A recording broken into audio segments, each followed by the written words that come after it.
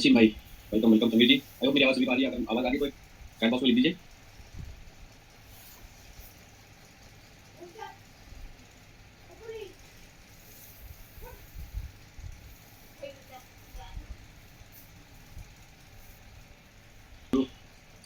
Thanks everybody. तो जब तक सब लोग ज्वाइन करते हैं, मैंने वीडियो डाली थी स्कैनर के लेकर, ठीक है? तो इसमें किसने देखी हुई है और आपको क्या इनपुट मिला है उसके अंदर, मुझे थोड़ा सा अगर आप बता पाओ तो बहुत अच्छा रहेगा।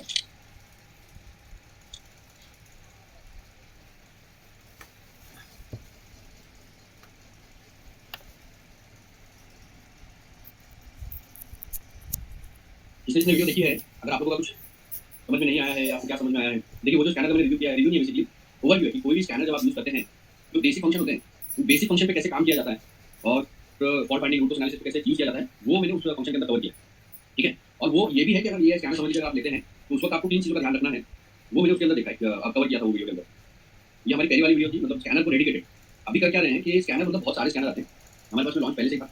हमने ये ले लिया हुआ है, क्या कहते हैं उसको, एक्सटूल ले लिया हुआ है, इसके साथ-साथ ऑटेल ले लिया है। एक डाइक्सोन जो आता है, डाइक्सोन हमारे पास ऑलरेडी है।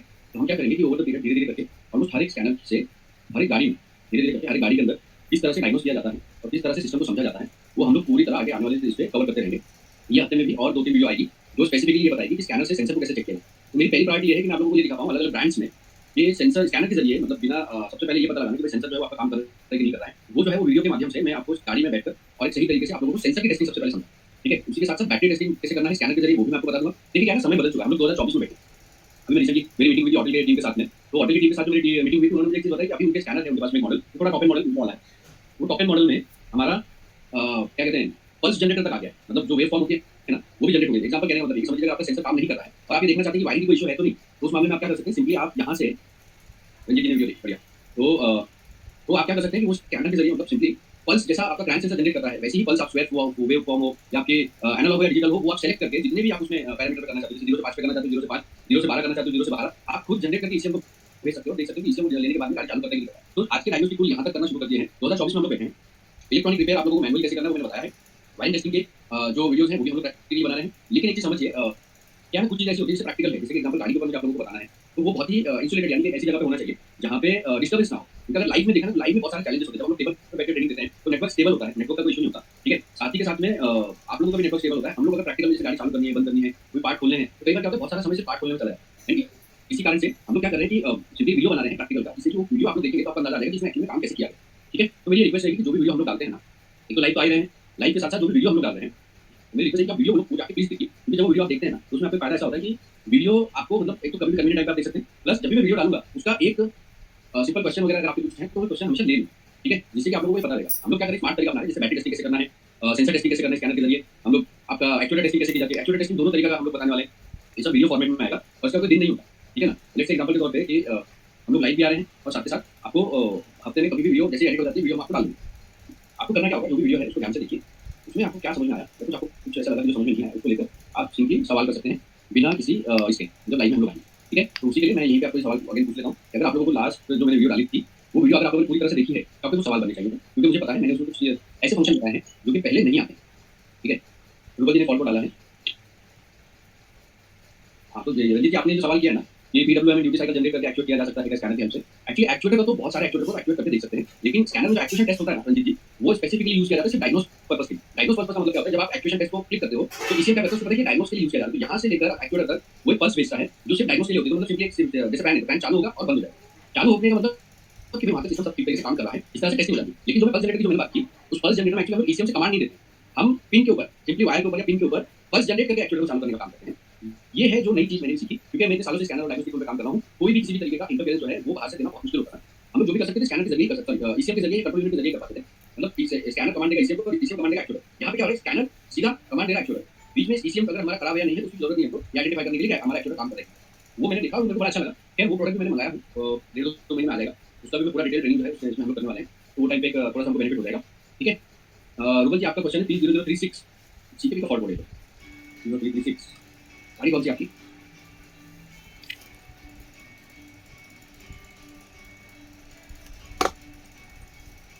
443 रवि शंकर,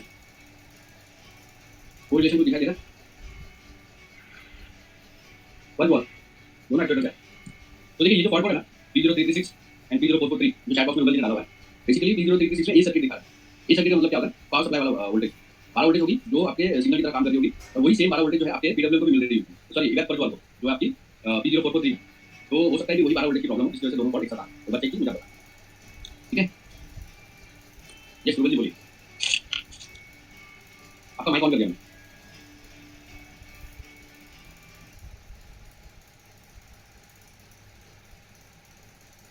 हाँ तो रंजीत जी थोड़ा सा लाइट का आज यहाँ पे ये है, जैसे आप देख सकते हो मेरे पीछे से जो है ट्यूबलाइट बंद है और एक ऊपर एक कुछ वो बंद है, तो इसकी वजह से थोड़ा सा यार, और आज लैपटॉप भी मैंने चेंज किया तो इस वजह से उसका कैमरा थोड़ा उतना वो टाइम है। यस मनिंदर जी बोलिए, जी मनिंदर जी बोलिए। Good evening sir. Good evening, good evening, कैसे हैं आप? बहुत बढ़िया सर, आप कैसे हो? एकदम बढ़िया। जी सर आपकी लाइट बेच सकता हूँ, आपको आपकी आवाज़ से प्यार हो गया अभी।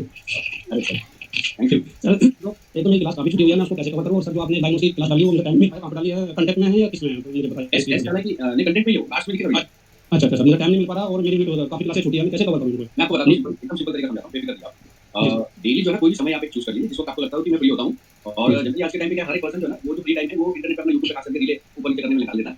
उसमें मिलता है आपको, मतलब अगर वो मिलता है ना उस समय को आप यूटिलाइज कीजिए। भले ही एक मैं हमेशा सबको बोलता हूँ, अगर आपको लगता है मैं 15 मिनट के लिए मेरा फोकस है ना, तो 15 मिनट के लिए क्लास, दूसरे दिन दूसरी क्लास। देखिए अभी तक हमने टोटल आज ये आई थिंक 28वीं क्लास है आज की। जी सर। तो अगर आप रोज एक क्लास लेते हैं या 2 दिन में भी एक क्लास खत्म करेंगे तो भी 3 महीना में से 3 महीना आपको बहुत होगा, क्योंकि लाइफ का अटेंड करिए, करेक्ट है ना। तो ये सबसे पहले मैं हमेशा सबको बोलता हूँ, देखिए क्या होता है हमको ना एक लोड आ जाता है कि यार इतनी सारी क्लास होती है, कैसे लेना इतना सारा छूट गया। मैं आपको बहुत सिंपल करके समझाता हूँ, अपने आप को ना सबसे पहले तो रिलैक्स रखिए, ठीक है। आप ये देखिए कि अगर 1 घंटा मिल रहा है तो मुझे किसने बताया था, मुझे शायद से समीर जी ने मुझे बोला था कि सर मैं अगर दोपहर में खाना खा के थोड़ी देर बैठा हूँ 15-20 मिनट तो मैं क्लास ले लेता हूँ, ठीक है। तो और वो 15 मिनट की क्लास ले लेता हूँ, बाकी की जो बची हुई है ना नेक्स्ट टाइम जब लेता हूँ उसके आगे से 16 मिनट से तो जैसे भी आपको समय मिले वैसे लीजिए, जरूरी नहीं है, क्योंकि हम लोग एक्चुअली में अगर देखें आज के टाइम पे पिछले कुछ समय से यानी कुछ सालों से हम लोग मैक्सिमम जो है इंटरनेट के जरिए ही हम लोग नॉलेज गेन कर रहे हैं। तो वो है, लेकिन हम लोग क्या जब इंटरनेट को हम लोग देखिए ऑन एन एवरेज हम लोग है ना दिन में 1 से 1.5 घंटा जो है एवरेज, अगर कोई बहुत ही बिजी आदमी तो 1 से 1.5 घंटा तो इंटरनेट को बिताता है। और वो हमें ना कभी भी लोड नहीं लगता, उसका रीजन क्या पता है, कोई हमें फोर्स नहीं कर रहा होता है या फिर हमारे ऊपर किसी तरीके का कोई टारगेट नहीं होता कंप्लीट करने का इंटरनेट को देखने के लिए, तो हम इजीली कर लेते हैं। इसलिए सबसे पहले अपने दिमाग से उसको बूस्ट उतारिए, और बूस्ट को उतारेंगे तो आपको रिलैक्स होगा। आपको पता है मैं खुद भी क्या करता हूँ, जैसे बूस्ट पढ़ता हूँ मुझे बहुत बूस्ट पढ़ने की आदत है। रोज सोने के पहले अगर मुझे आधा घंटा ऐसा लगे मैं बुक पढ़ सकता हूँ तो मैं आधा घंटा पढ़ूँ, मगर अगर मैंने बुक उठाई और बुक उठाने के बाद 10 मिनट बाद मुझे नींद आने लगी ना, ऐसा लगा कि अब 10 मिनट के बाद याद नहीं आ रहा है, समझ में नहीं आ रहा, पढ़ रहा हूँ लेकिन याद नहीं रहेगा, तो मैं बंद कर जी सर। ताकि 10 मिनट का भी याद होना चाहिए। ऐसा नहीं हो कि मैं पढ़ने के चक्कर में पढ़ता रहूँ लेकिन समझूं नहीं। समस्या क्या है, तो नाइट में भी सोने नहीं मिलता था, हमारा ड्यूटी सर्कल ही ऐसा है कि सुबह 4 बजे जगना पड़ता है और दिन में रेस्ट नहीं पाता, तो नींद भी पूरी नहीं हो पाती 4-5 घंटे की। तो उसमें इसलिए थोड़ा सुझाव दे रहा था कि हम कैसे कवर कर सकते हैं। नहीं जितना भी समय मिले ना आपको, अगर आपको फोन को यूज करने का समय मिल जाता है आधा घंटा 15 मिनट 20 मिनट, इस तरह से आप दिन में 3-4 बार भी आपको समय मिलता है उसमें कवर कीजिए। बेसिकली एक रीजन थी कि हम लोग ऐसे फॉर्मेट में रहे हैं जहाँ पे आपको ये रिस्ट्रिक्शन ना हो कि समय जो है वो आपको निकालना ही पड़ेगा स्पेशली, तो ऑब्वियसली निकालना पड़ेगा, लेकिन अगर आपको मिल भी जाता है तो भी आप उस पर काम करें। एंड आप बेफिक्र रहिए मनिंदर जी, आपके केस में जी सर। और सहूलियत अगर मैं अपनी तरफ से कर पाऊंगा तो आगे भी thank you thank you. Okay. तो अभी ना एक और चीज़ की थी पिछले हफ्ते में हम लोगों ने, और मैं आज उसका जो रिजल्ट है ना वो मैं बता दे रहा हूँ, क्योंकि उसका रीजन ऐसा है कि हमको टेस्ट डाला था मैंने, राइट। तो टेस्ट का रिजल्ट तो बताना पड़ेगा, कितने लोगों ने दिया, हालांकि मैंने सबको बोला था। देखिए बहुत सारे ऐसे स्टूडेंट हैं जो कि क्लास ले रहे हैं, लाइव क्लास में नहीं आ रहे हैं, क्योंकि उनका पहले क्लास अभी बाकी है, उनका ऐसा कहने की सर मेरी वो हो जाए तो मैं लाइव कंटिन्यू करता हूँ। तो उन लोगों ने भी बहुत सारे लोगों ने टेस्ट दिया हुआ है, मैं एक बार टेस्ट देख लेता हूँ टेस्ट पोर्टल पे अगर मैं जाता हूँ।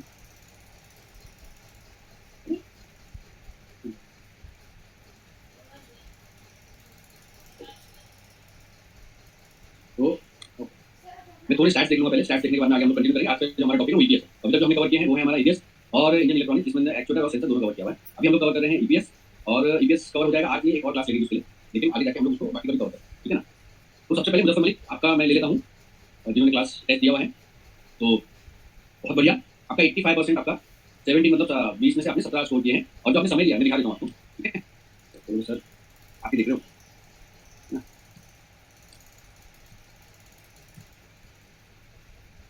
ये रहा हमारा, आपने लिए 4 मिनट यानी अप्रोक्सीमेटली 5 मिनट लिए ये को कंप्लीट करने के लिए। टोटल क्वेश्चन हमारे 20, करेक्ट आंसर आपके 13, इनकरेक्ट आंसर से 3। अच्छा इसमें से एक आंसर जो है थोड़ा सा मेरी साइड से गलती हो गई, खासकर मैंने शायद बताया था, तो वो एक शायद मेरी साइड से गलती थी, तो वो एक है। और इसके बाद में 17 आपका एक मतलब मिनट के हिसाब से आपका 1 नंबर का आता है, मतलब फर्स्ट रैंक आपका है, ठीक है। स्पेशली ए ग्रेड है जिसमें मुजफ्फर मलिक, सूर्यकांत बसर, अब्दुल खान, रमनदीप सिंह ए ग्रेड, समीर मती ए ग्रेड। अच्छी बात है कि बहुत सारे लोगों ने अटेंड किया है, टोटल 11 लोगों ने कवर किया है, ये बहुत बढ़िया है। Kiran ji B and Rashid Ali B, Ranjit Bakhta B, Pradeep 9 C, और हालांकि मोनिंदर जी का है 8 out of 20, which is good क्योंकि आप एकदम बिल्कुल नए हैं, ठीक है। तो फर्स्ट सेकंड थर्ड सूर्यकांत बसर, अब्दुल खान 16 आउट ऑफ 20, बहुत बढ़िया प्रदर्शन आपका, ठीक है। मैं क्या करता हूँ, मैं आप लोगों को ना करेक्ट आंसर्स भी बता देता हूँ, जिससे कि सबको पता चल जाएगा कि करेक्ट आंसर्स क्या है, और आगे आने वाले टेस्ट में भी आप लोग जो है ना ये कर सकते हैं, तो शेयर करना चाहें तो, या फिर इजीली आप उसको एक्सेस कर सकते हैं। सोल्यूशन देख लेते हैं। ये देखिए, सबसे पहला जो क्वेश्चन था हमारा, मॉडर्न व्हीकल में कितने टाइप के O2 सेंसर आते हैं। मैंने बात की थी मॉडर्न व्हीकल की। जब मैं मॉडर्न व्हीकल की बात कर रहा हूँ तो उसके अंदर सिर्फ 2 टाइप के सेंसर आते हैं। एक होता है वाइड बैंड और एक होता है नैरो बैंड, यानी कि 4, 5 और 6 वाले। ठीक है, ये हो गया हमारे यहाँ पर। तो 2 इसका सही जवाब था। इसके बाद नेक्स्ट सवाल हम लोग कर लेते हैं। नीचे दिए गए ऑप्शन में से कौन सा O2 सेंसर 5 वायर वाला होता है। ठीक है, तो जिन्होंने क्लास लिया हुआ है, ये वाइड बैंड जो है हमारा वो 5 वायर वाला होता है, नैरो बैंड सिर्फ 4 वायर वाला। ओके, करेक्ट आंसर पता चल गया।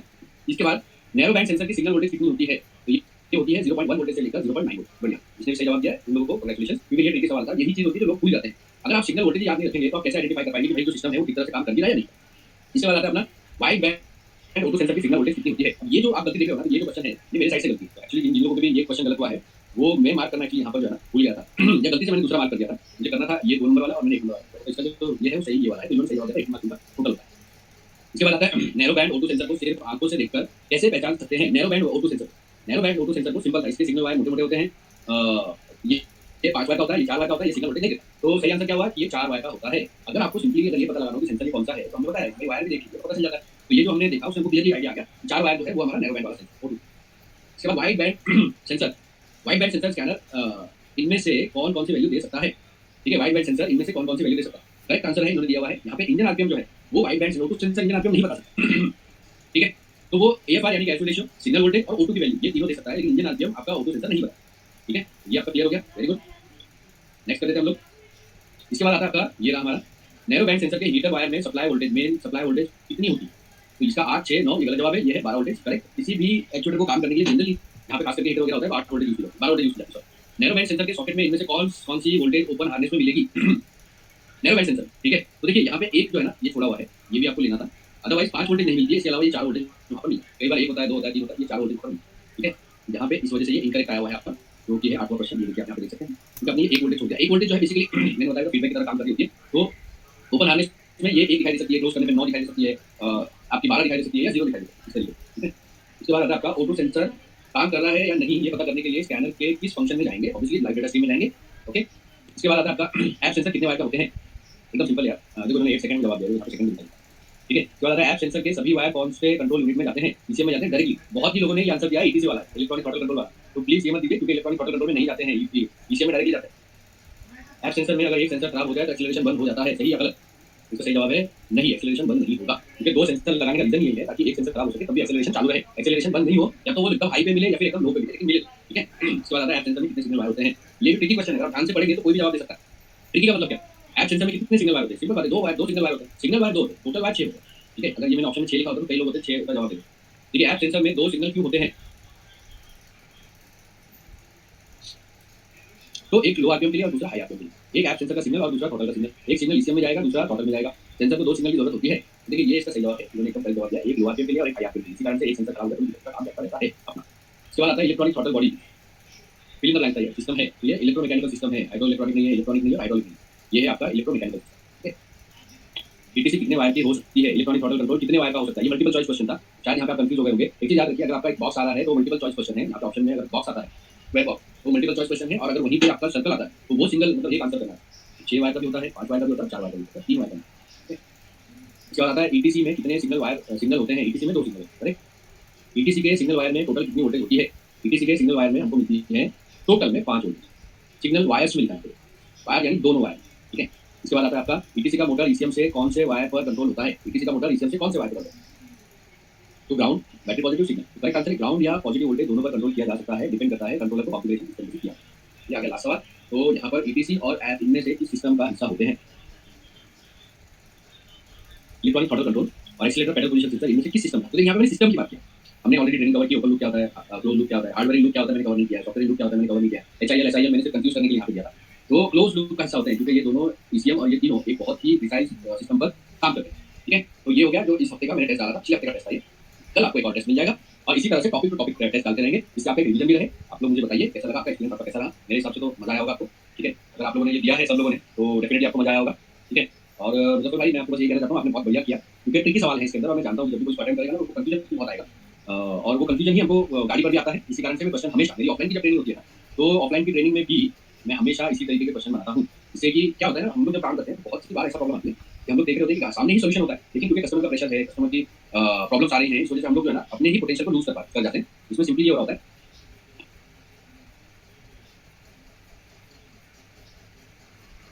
उसमें सिंपली हो ये रहा होता है कि आप उसमें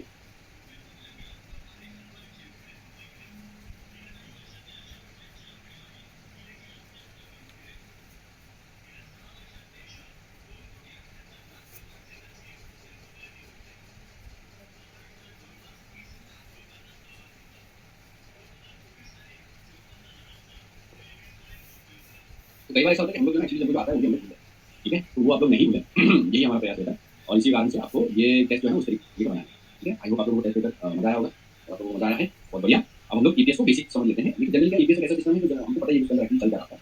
लेकिन फिर भी मैं कोशिश करूँगा कि आप लोगों को हमारा काम क्या है कि याद रखिएगा हमेशा।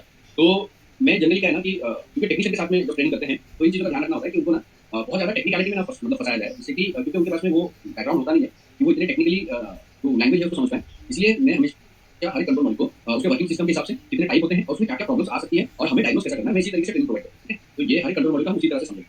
हम यहाँ पर ये नहीं जाएँगे कि भाई मैकेनिकल पार्ट किस तरह काम कर रहे होते हैं, मैकेनिकल सिस्टम कैसे काम कर रहा होता है, क्योंकि इसके अंदर ये इलेक्ट्रोमैकेनिकल सिस्टम होता है। इलेक्ट्रोमैकेनिकल सिस्टम हर जगह पे एक ही तरीके से थोड़ा बहुत ऊपर-नीचे से काम करता है। बस हमको थोड़ा वो ध्यान रखना है, ठीक है ना?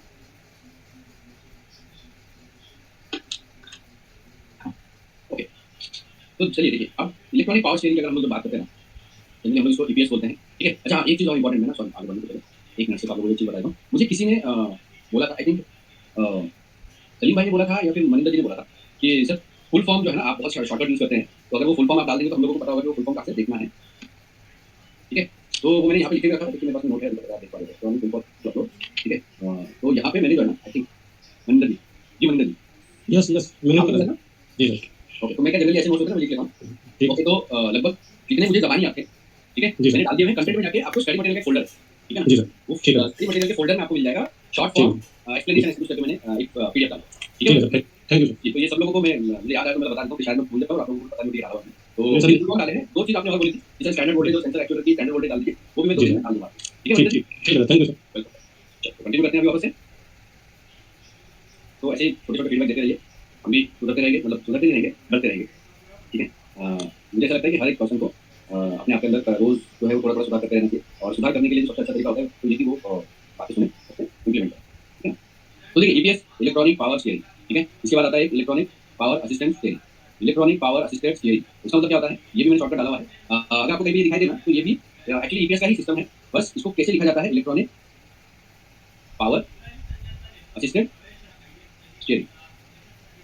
तो हम लोग यहाँ पे क्या है, यहाँ पे शॉर्ट में लिख रहे हैं इलेक्ट्रॉनिक पावर स्टीयरिंग, ठीक है? मगर यहाँ जो है, यहाँ पे हमने क्या किया? इलेक्ट्रॉनिक पावर असिस्टेड यानी कि इलेक्ट्रॉनिक पावर का इस्तेमाल किया जा रहा है स्टीयरिंग को चलाने के लिए, ठीक है? ये इलेक्ट्रॉनिक पावर असिस्टेड, राइट? तो ई-पास भी इसको बोला जाता है, ईपीएस बोला जाता है इलेक्ट्रॉनिक पावर स्टीयरिंग और फिर ब्रांड जो है वो अपने हिसाब से कुछ भी नाम दे सकते हैं। इसी के साथ-साथ क्या होता है, अगर आप यहाँ पर देखें तो एक हमारा स्टीयरिंग होता है जो स्टीयरिंग व्हील होता है यहाँ पर, ठीक है? यहाँ पे जो है हमारा ये हमारा ये हो गया हमारा पिनियन, कई बार मोटर यहाँ पे लगा होता है, तो इसमें क्या है सिंगल पिनियन भी आते हैं और डबल पिनियन भी आते हैं और ड्राइव ओनली भी आता है, ठीक है? तो ये हमारा हो गया स्टीयरिंग कॉलम, ये हमारा हो गया पिनियन, यहाँ पे मोटर लगा सकते हैं हम लोग या जनरली आपने यहाँ पे मोटर देखा होगा, यहाँ पे मोटर लगा होता है, लिखा है।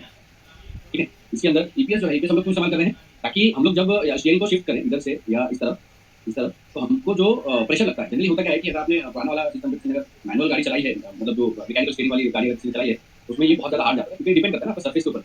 आप अगर इसको फ्लैट रोड पे चलाओगे तो आपको एकदम बढ़िया मिलेगा, ठीक है? और अगर आप इसको मड में चलाओगे यानी मिट्टी में चलाओगे, तो ये जो आपका सरफेस टेंशन है ना, बहुत ज़्यादा बढ़ जाता है। और इसी सरफेस टेंशन को ड्राइवर जितना टॉर्क अप्लाई करेगा, उतना ही टॉर्क जो है अप्लाई किया जाता है मोटर में और मोटर आपको असिस्ट करता है, जिससे कि आपका जो मूवमेंट है स्टीयरिंग का जो घुमाने का जो आपका मूवमेंट है, वो आपका हो जाता है मिनिमाइज़। क्या हो जाता है? मिनिमाइज़ हो जाता है, ठीक है?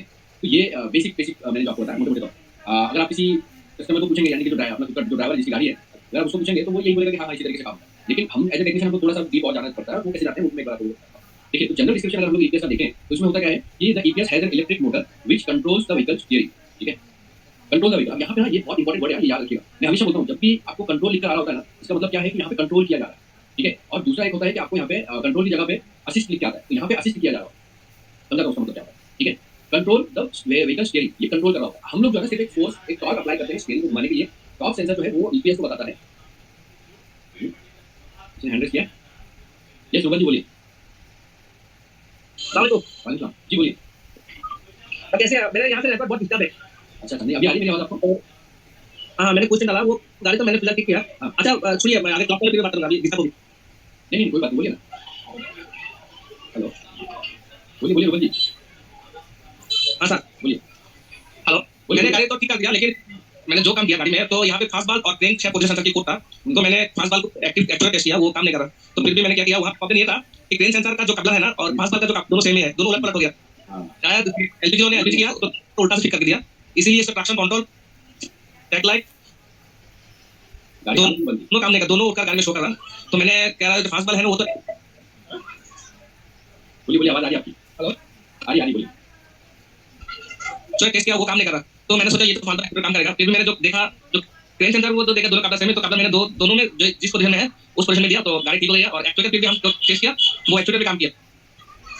ओके, तो देखिए मैं आपको दोनों दोनों हुआ क्या था पता सेम है? है। जैसे आई थिंक आपको आवाज आई नहीं थी, आप थोड़ा सा एक बार बाद में देखिएगा। यहाँ पे क्या था ना, सबसे पहले तो देखिए मैंने पहले बता दिया, ये सर्किट जो दिखा रहा है ना 12 वोल्टेज के लिए होता है। सेंसर का जो सर्किट, सेंसर का जो वायर गया होगा 12 वोल्टेज वेरिएबल में आपके ईसीएम पर जा रहा होगा, और ईवे पर जो है ये एक्चुएटर होती है, और एक्चुएटर को भी एक 12 वोल्टेज का सप्लाई चाहिए होती है, ठीक है? या ये दोनों में हुआ क्या होगा, ये वोल्टेज जो है कॉमन होगी आपकी, ये कॉमन वोल्टेज होगी, यानी कि जंक्शन बना हुआ है यहाँ पे, ठीक है? इसके लिए क्या कहते हैं अपना, इसके लिए सीकेबी के लिए भी और इवैप के लिए। अब आपने क्या किया है कि आपने इवैप का कनेक्टर इधर लगा दिया, मतलब कस्टमर ने या टेक्नीशियन, और सीकेबी का इधर लगा दिया। अब इसमें हुआ क्या होगा, सिंपली कपलर जो है कपलर चाहे का गलत हो सकता है। हाँ पोजीशन गलत ली हुई होगी, इस वजह से ये फॉल्ट बोर्ड आ रहा है, ठीक है? इसीलिए मैं आपको, हालांकि आपको शायद आवाज नहीं आई होगी, लेकिन मैंने जो आपने फॉल्ट बोर्ड डाला था उसी टाइम पे मैंने बता दिया था। क्योंकि प्रॉब्लम आपकी ये दोनों ना एक कॉमन 12 वोल्टेज को शेयर कर रहे हैं। और ये अगर आप ध्यान से देखें, मैंने जितने भी डायग्नोस्टिक्स के डीटीसी वाले कवर किए हैं, तो उसमें मैंने ना बहुत बार ये बताया कि ये जो ए सर्किट आता है ना, इस ए सर्किट रिप्रेजेंट पावर वोल्टेज या पावर सप्लाई, हाँ ठीक है? यहाँ पे कॉमन पावर सप्लाई की वजह से बस हुआ क्या है, समझ लीजिए ये दो कपलर थे, यहाँ पे का पॉजिटिव और यहाँ पे का कंट्रोल, ठीक है? पॉजिटिव एंड कंट्रोल, ठीक है? तो ये हो गया हमारा राइट, और दूसरा था हमारा पॉजिटिव, ये रहा पॉजिटिव एंड ये आपका कंट्रोल। तो जब आपने सीकेपी में ये पलटी किया ना, तो ये उल्टा पलटा हो गया, क्या सॉकेट, करेक्ट है ना? इसको इसमें प्रॉब्लम, ठीक है? तो ओके सर। जी जी जी, तो थैंक यू। ये आप सब लोग नोट डाउन कीजिए, दोनों फॉल्ट अगर साथ में आ रहे हैं इसका मतलब क्या है, ठीक है? सब लोग नोट डाउन कीजिए, जी जी जी सर। ठीक है? चलिए कोशिश करते हैं आगे जो है ना बेसिक समझिए। हेलो। नेक्स्ट क्लास में जाके पॉइंट डाउन करते हैं। जय सुबह जी, कंटिन्यू करता हूँ, ठीक है? ओके, तो देखिए जैसे मैंने बताया कंट्रोल है, ओके रूबल जी मैं कंटिन्यू करता हूँ, ठीक है ना? आपका हैंड रेज हो रहा है बार बार, एक बार बाद में करते हैं, ठीक है? ऑलरेडी 8 बज गए, तो कंट्रोल द व्हीकल, अरे रूबल जी बोलिए, कट कर दिया, तो प्लीज आप लोग ना एक बार बाद में ही कीजिए, ज़्यादा चलेगा, ठीक है? क्योंकि यहाँ पे बेल बजती है और बीच में थोड़ा डिस्टर्ब हो जाता है। ओके, तो हमारा EPS has an electric motor which controls the vehicle steering। अभी कंट्रोल की बात आ रही है, तो ये बहुत इंपॉर्टेंट होता है। With an electric motor, the EPS controls the and assist। देखिए अब यहाँ पे इसमें क्या हो रहा है, कंट्रोल एंड असिस्ट। तो यहाँ पे हो क्या रहा है, मैं आपको समझाता हूँ। जब आप स्टीयरिंग को, समझ लीजिए हमारा स्टीयरिंग है, जब आप स्टीयरिंग को राइट में घुमाते हैं ना, तो EPS क्या करता है आपका, EPS सबसे पहले तो जो हमारा मोटर है, मोटर को EPS हमारा मोटर को पहले तो करंट सप्लाई देता है, यानी करंट मिलता है, जिससे कि मोटर जो है वो टॉर्क अप्लाई करता है अकॉर्डिंग टू वो वाली टॉर्क जितना आपने अप्लाई की, ठीक है? ये वैसे ही अकॉर्डिंग उसके हिसाब से करेगा। लेकिन एक चीज याद रखिए, जो मोटर है ना, ये मोटर एक ऑब्वियसली इलेक्ट्रॉनिक मोटर है, यहाँ से जब करंट सप्लाई हुआ तो ये चलता ही रहेगा। तो जो असिस्ट यहाँ पे बोला जा रहा है, वो असिस्ट बोला जा रहा है जब आप स्टीयरिंग को घुमाते हैं और जो टॉर्क अप्लाई किया जाता है मोटर को, ओके? और यहाँ पे जो कंट्रोल बोला जा रहा है, कंट्रोल बोला जा रहा है उसके लिए जब आपने स्टीयरिंग को रोक दिया, यानी कि आपने स्टैंड स्टिल कर दिया, कहीं पर भी लाके समझ लीजिए यहाँ पर, तो उस केस में EPS कंट्रोल करता है, यानी मोटर को रोक देता है, जिससे कि आपको बिल्कुल भी किसी तरीके का जो लोड है, जो टॉर्क है, वो आपको स्टीयरिंग के ऊपर महसूस ना, जब तक कि आप स्टीयरिंग को घुमाते हैं। और ये सिस्टम लो स्पीड में बहुत बढ़िया काम, मतलब हेल्प करता है आदमी को। हाई स्पीड में तो चलिए होता ही है, लेकिन लो स्पीड में बहुत बढ़िया काम है। तो आपको यहाँ पे समझ में आ गया कंट्रोल क्यों किया जा रहा है, असिस्ट का मतलब क्या है? असिस्ट मतलब स्टीयरिंग असिस्टेंस। इसीलिए मैंने आपको देखिए ई पास के बारे में बताया, ई पास, ई पास में क्या, electronic power assistance steering. Assistance का मतलब ये, असिस्टेंस मतलब कि एक तरीके से वो आपको हेल्प कर रहा है स्टीयरिंग को स्मूथली घुमाने के लिए, वो काम कर रहा है आपका EPS, ठीक है? तो उसके बाद में क्या लिखते हैं, the vehicle steering provides N optimal and enjoying steering feel. तो ऑब्वियसली आपको स्टीयरिंग का मजा आता है। Additionally the new generation of control units provide security in case of an error. तो ये जो आपने देखा कि नए जनरेशन के जो कंट्रोल यूनिट्स हैं वो सिक्योरिटी प्रोवाइड करते हैं in case of an error. अब in case of an error मतलब समझ लीजिए कोई इलेक्ट्रॉनिक एरर आया हुआ है, तो जो इलेक्ट्रॉनिक एरर यहाँ पर आ रहा है ना, वो उसमें क्या तकलीफ होगी कि आपका इलेक्ट्रॉनिक कंट्रोल मॉड्यूल अगर खराब हो गया तो स्टीयरिंग हार्ड हो जाएगा, और स्टीयरिंग हार्ड होना मतलब चलती हुई गाड़ी में अगर स्टीयरिंग हार्ड हो रहा है तो ये तो बहुत मुश्किल हो जाएगा हमारे लिए। इसीलिए क्या होता है, कई बार जो है ना स्टीयरिंग हाइड्रोलिक भी यूज किए जाते हैं, हाइड्रो इलेक्ट्रॉनिक यूज किए जाते हैं, ठीक है? तो होता क्या है कि आपका अगर इलेक्ट्रॉनिक सिस्टम खराब हो गया तो हाइड्रोलिक सिस्टम आपका एटलीस्ट काम करता रहेगा, जो आपको एक सिक्योरिटी प्रोवाइड करेगा। अब ये जो है ये थोड़े से महंगे आते हैं, क्योंकि ऑब्वियसली दोनों तरीके के सिस्टम एक जगह पे लगाने होते हैं, तो वहाँ पे ये अलग हो जाए, ठीक है? अब हम लोग सबसे पहले क्या समझेंगे कि आई होप ये बेसिक डिस्कशन समझ में आ गया होगा। देखिए दो तीन चीजों का हमेशा याद रखिए, कुछ ऐसे वर्ड होते हैं जो बहुत ही स्पेसिफिकली हमको समझने पड़ते हैं, जैसे कि कंट्रोल का मतलब क्या है, असिस्ट का मतलब क्या है, असिस्टेंस कब हो रहा है और कंट्रोल कब हो रहा है, ये हमको समझना जरूरी है, ठीक है? तो नेक्स्ट चले जाते हैं। जब आप नेक्स्ट देखेंगे यहाँ पर, तो हमारा जो सिस्टम है यहाँ पे, जैसे कि आप यहाँ पे देख पा रहे होंगे टाइप्स ऑफ EPS, कितने टाइप के आपके EPS हैं। सबसे पहले आता है देखो कॉलम ड्राइव, दूसरा आपका रैक माउंटेड और तीसरा आपका पिनियन असिस्टेड है। जो रैक माउंटेड है ये बहुत ज्यादा पॉपुलर है अभी के टाइम पे, ठीक है? लेकिन ये दोनों भी आते ही हैं, तो वो भी आप देख लीजिए एक बार। 3 टाइप के आते हैं, तीनों आप इसमें लिख लीजिए, ठीक है। सबसे पहला टाइप हम लोग देख लेते हैं, जो है हमारा कॉलम ड्राइव। कॉलम ड्राइव का आप सिंपल कॉलम के ऊपर ही ड्राइव आता है, वो आप देख सकते हो, ठीक है। तो वो यहीं पर जो है ना आपका पूरा का पूरा वो यहाँ पे आपका लगा हुआ होता है, ठीक है। तो इसको CPS भी बोला जाता है। तो अगर किसी गाड़ी के अंदर आप देखें CEPS, तो उसका मतलब होता है आपका कॉलम ड्राइव, ठीक है। यहाँ पे देखिए, अगर जनरल डिस्क्रिप्शन की बात करें तो the CEPS design allows for a compact and space efficient implementation, यानी कि स्पेस थोड़ा सा बचा देता है हमारा। कॉलम पे हमको सॉरी डायरेक्ट यहाँ पे नहीं लगाना पड़ता है, यहाँ पर कॉलम पर लगाकर भी काम होता है। This is the type of power steering system in automobile where the electric motor responsible for power assistance is integrated directly into the steering column. तो ये डायरेक्ट स्टीयरिंग कॉलम पे ही इंटीग्रेट किया गया है, ठीक है। ये देखिए पूरा का पूरा सिस्टम ही यहाँ पे इंटीग्रेट किया गया है।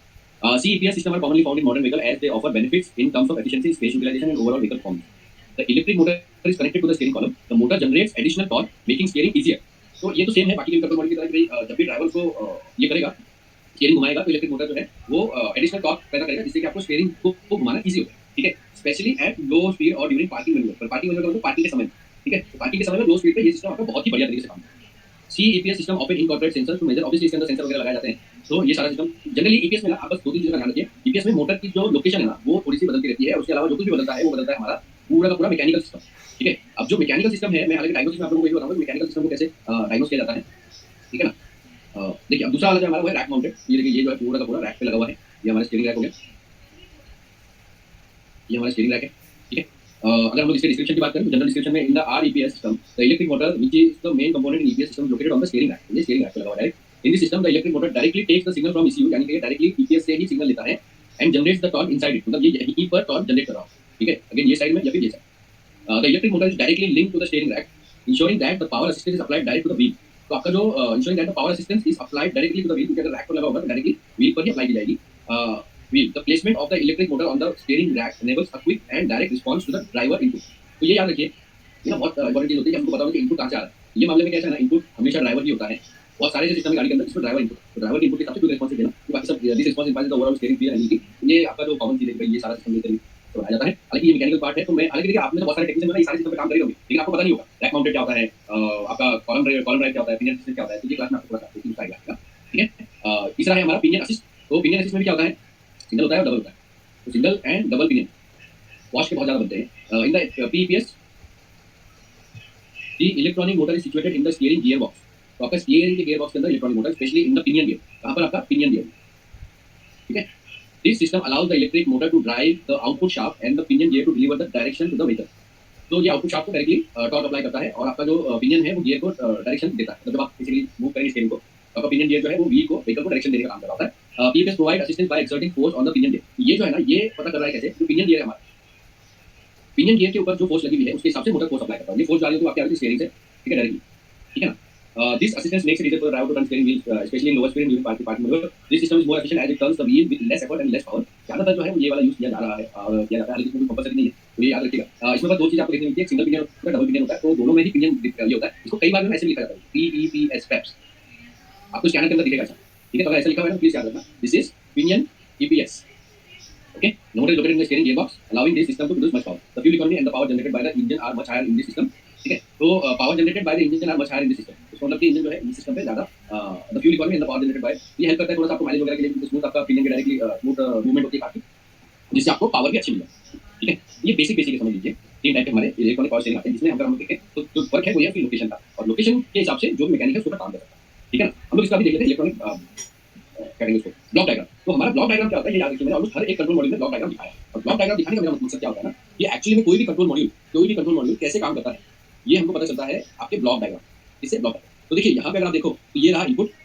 और ये सारा है हमारा आउटपुट, ठीक है। यहाँ पे कुछ कलर कॉम्बिनेशन दिया हुआ है, RF, power interface, standard product, sensor and actuator. तो ये देखिए आपका, ये है मेरा टॉर्क सेंसर। ऑब्वियसली क्योंकि जब आप स्टीयरिंग घुमाते हैं तो टॉर्क सेंसर ही EPS को बताता है कि कितना टॉर्क अप्लाई किया गया है ड्राइवर के द्वारा। तो ये यहाँ पर इनपुट जो है वो आ रहा है आपके ड्राइवर का, इसका ड्राइवर, ठीक है। उसके बाद में स्टीयरिंग व्हील एंगल सेंसर। तो आपका जो स्टीयरिंग एंगल सेंसर है, ये भी ड्राइवर जब मूव करेगा तब जाके एंगल देता है। इसके बाद में आपका टेम्परेचर सेंसर होता है। टेम्परेचर सेंसर आपका मोटर का होता है और कई बार हाइड्रोलिक यूनिट का होता है। और तीसरा जो इनपुट चाहिए होता है EPS को, याद रखिए, होता है हमेशा व्हीकल स्पीड सेंसर या व्हील स्पीड सेंसर। कौन सा? Wheel speed sensor. दोनों में से एक कोई भी आपका इनपुट चाहिए होता है। तो हमको क्या पता चला, याद रखिए हमेशा जब भी हम लोग इस तरीके का काम कर रहे होते हैं ना, तो हमको ये याद रखना है हर एक कंट्रोल मॉड्यूल का हमको कितने इनपुट और कितने आउटपुट ये पता होना चाहिए। यहाँ पे मैं पहले इनपुट लिख देता हूँ, इनपुट। और मेरा ना एक्चुअली लैपटॉप चेंज हुआ है इसलिए पेन थोड़ा सा अजीब तरह से काम कर रहा है। तो इनपुट में सबसे पहले हमारा आता है जो होता है टॉर्क सेंसर। दूसरा जो हमारा होता है वो होता है स्टीयरिंग एंगल सेंसर। तीसरा जो हमारा होता है वो होता है बेसिकली आपका व्हील स्पीड सेंसर। ठीक है, वापस ब्लॉक डायग्राम पे जाते हैं। तो हाँ, एक टेम्परेचर सेंसर भी है।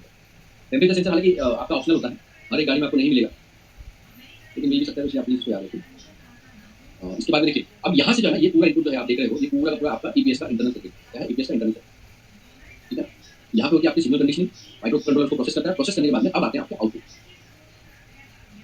आउटपुट में क्या है आपका, एक तो मोटर हो गया, रीप्लेस मोटर, यहाँ पे सेफ्टी स्विच होती है बेसिकली आपका इसके लिए, कंट्रोल के लिए, जैसे मैंने बताया था। इंडिकेटर एंड वार्निंग लाइट, ये जो ग्रे कलर आपको बता रहा है, ग्रे कलर रिप्रेजेंट करता है इंटरफेस को, यानी कैन एफडी। ये सारी इन्फॉर्मेशन आपको कैन के जरिए जो है बाकी कंट्रोल मॉड्यूल तक पहुंचाई जाती है। यहाँ पे आपका पावर सप्लाई है जो कंट्रोल मॉड्यूल के काम में आता है, ये आपका लॉजिक होता है और ये डिस्क्रीट होता है। तो ये सारे जो है ना आपके सिंपल अगर कहें तो प्रोसेसिंग है, जो कंट्रोल यूनिट करता है प्रोसेसिंग। ठीक है, अब अगर हम लोग देखें मोटे मोटे तौर पे, तो हमको क्या पता चलता है कि ईपीएस में जो इनपुट है वो 4 सेंसर से आ रहा है हमको। इसमें टॉर्क सेंसर पहला होता है, स्टीयरिंग एंगल सेंसर पहला होता है, टेम्परेचर सेंसर पहला तीसरा होता है, और व्हील स्पीड सेंसर चौथा होता है। टेम्परेचर सेंसर हमारा ऑप्शनल है, यानी कंपलसरी नहीं है, ये होगा ही होगा, ठीक है, लेकिन ऑप्शनल है। इसके बाद में जो हमारा आता है वो है व्हील स्पीड सेंसर। अब इसके बाद जो दूसरा पार्ट आया हमारा, वो आ गया हमारा कंट्रोल यूनिट, यानी ईपीएस खुद। और ईपीएस के बाद अगर हम लोग आगे देखें तो ईपीएस एक तो आपका रिले को कंट्रोल कर रहा है, दूसरा आपके मोटर को कंट्रोल कर रहा है, और तीसरी चीज जो है वो एमआईएल यानी मैन मोशन इंडिकेटर लाइट, जो ड्राइवर को दिखाता है वो डैशबोर्ड के ऊपर, उसको कंट्रोल करता है। ये तीन हो गए हमारे आउटपुट। ठीक है, लिखिए सब लोग आउटपुट लिखिए, क्या क्या आउटपुट हमारा यहाँ पर है, सब लोग आउटपुट लिख लीजिए, यहाँ पर लिख देता हूँ।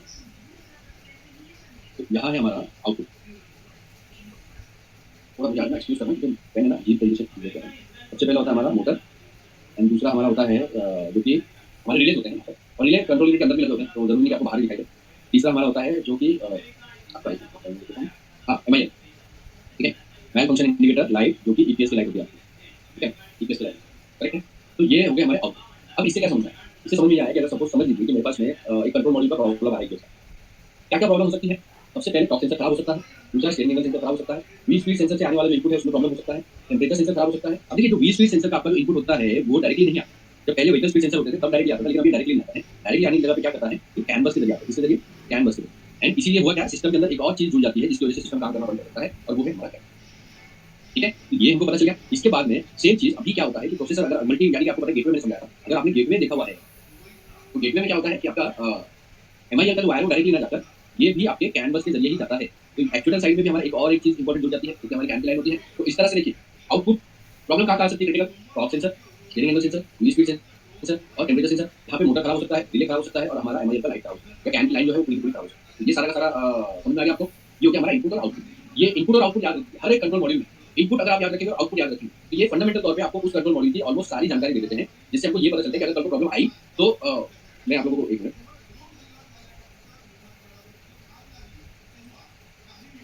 तो किसी भी कंट्रोल मॉड्यूल में अगर आपने नोटिस किया होगा, तो मैं क्या करता हूँ, मैं हमेशा जो है ना इनपुट और आउटपुट इन पे ज्यादा ध्यान देता हूँ, क्योंकि इनपुट और आउटपुट जो है हमारा वहीं पर ज्यादातर क्रिटिकल पॉइंट हो सकते हैं, क्योंकि उसके बीच में आता है कंट्रोल मॉड्यूल, और वो सबसे लास्ट में आता है जब भी हम लोग चेक करते हैं कि इसमें प्रॉब्लम होगी या नहीं होगी। ठीक है,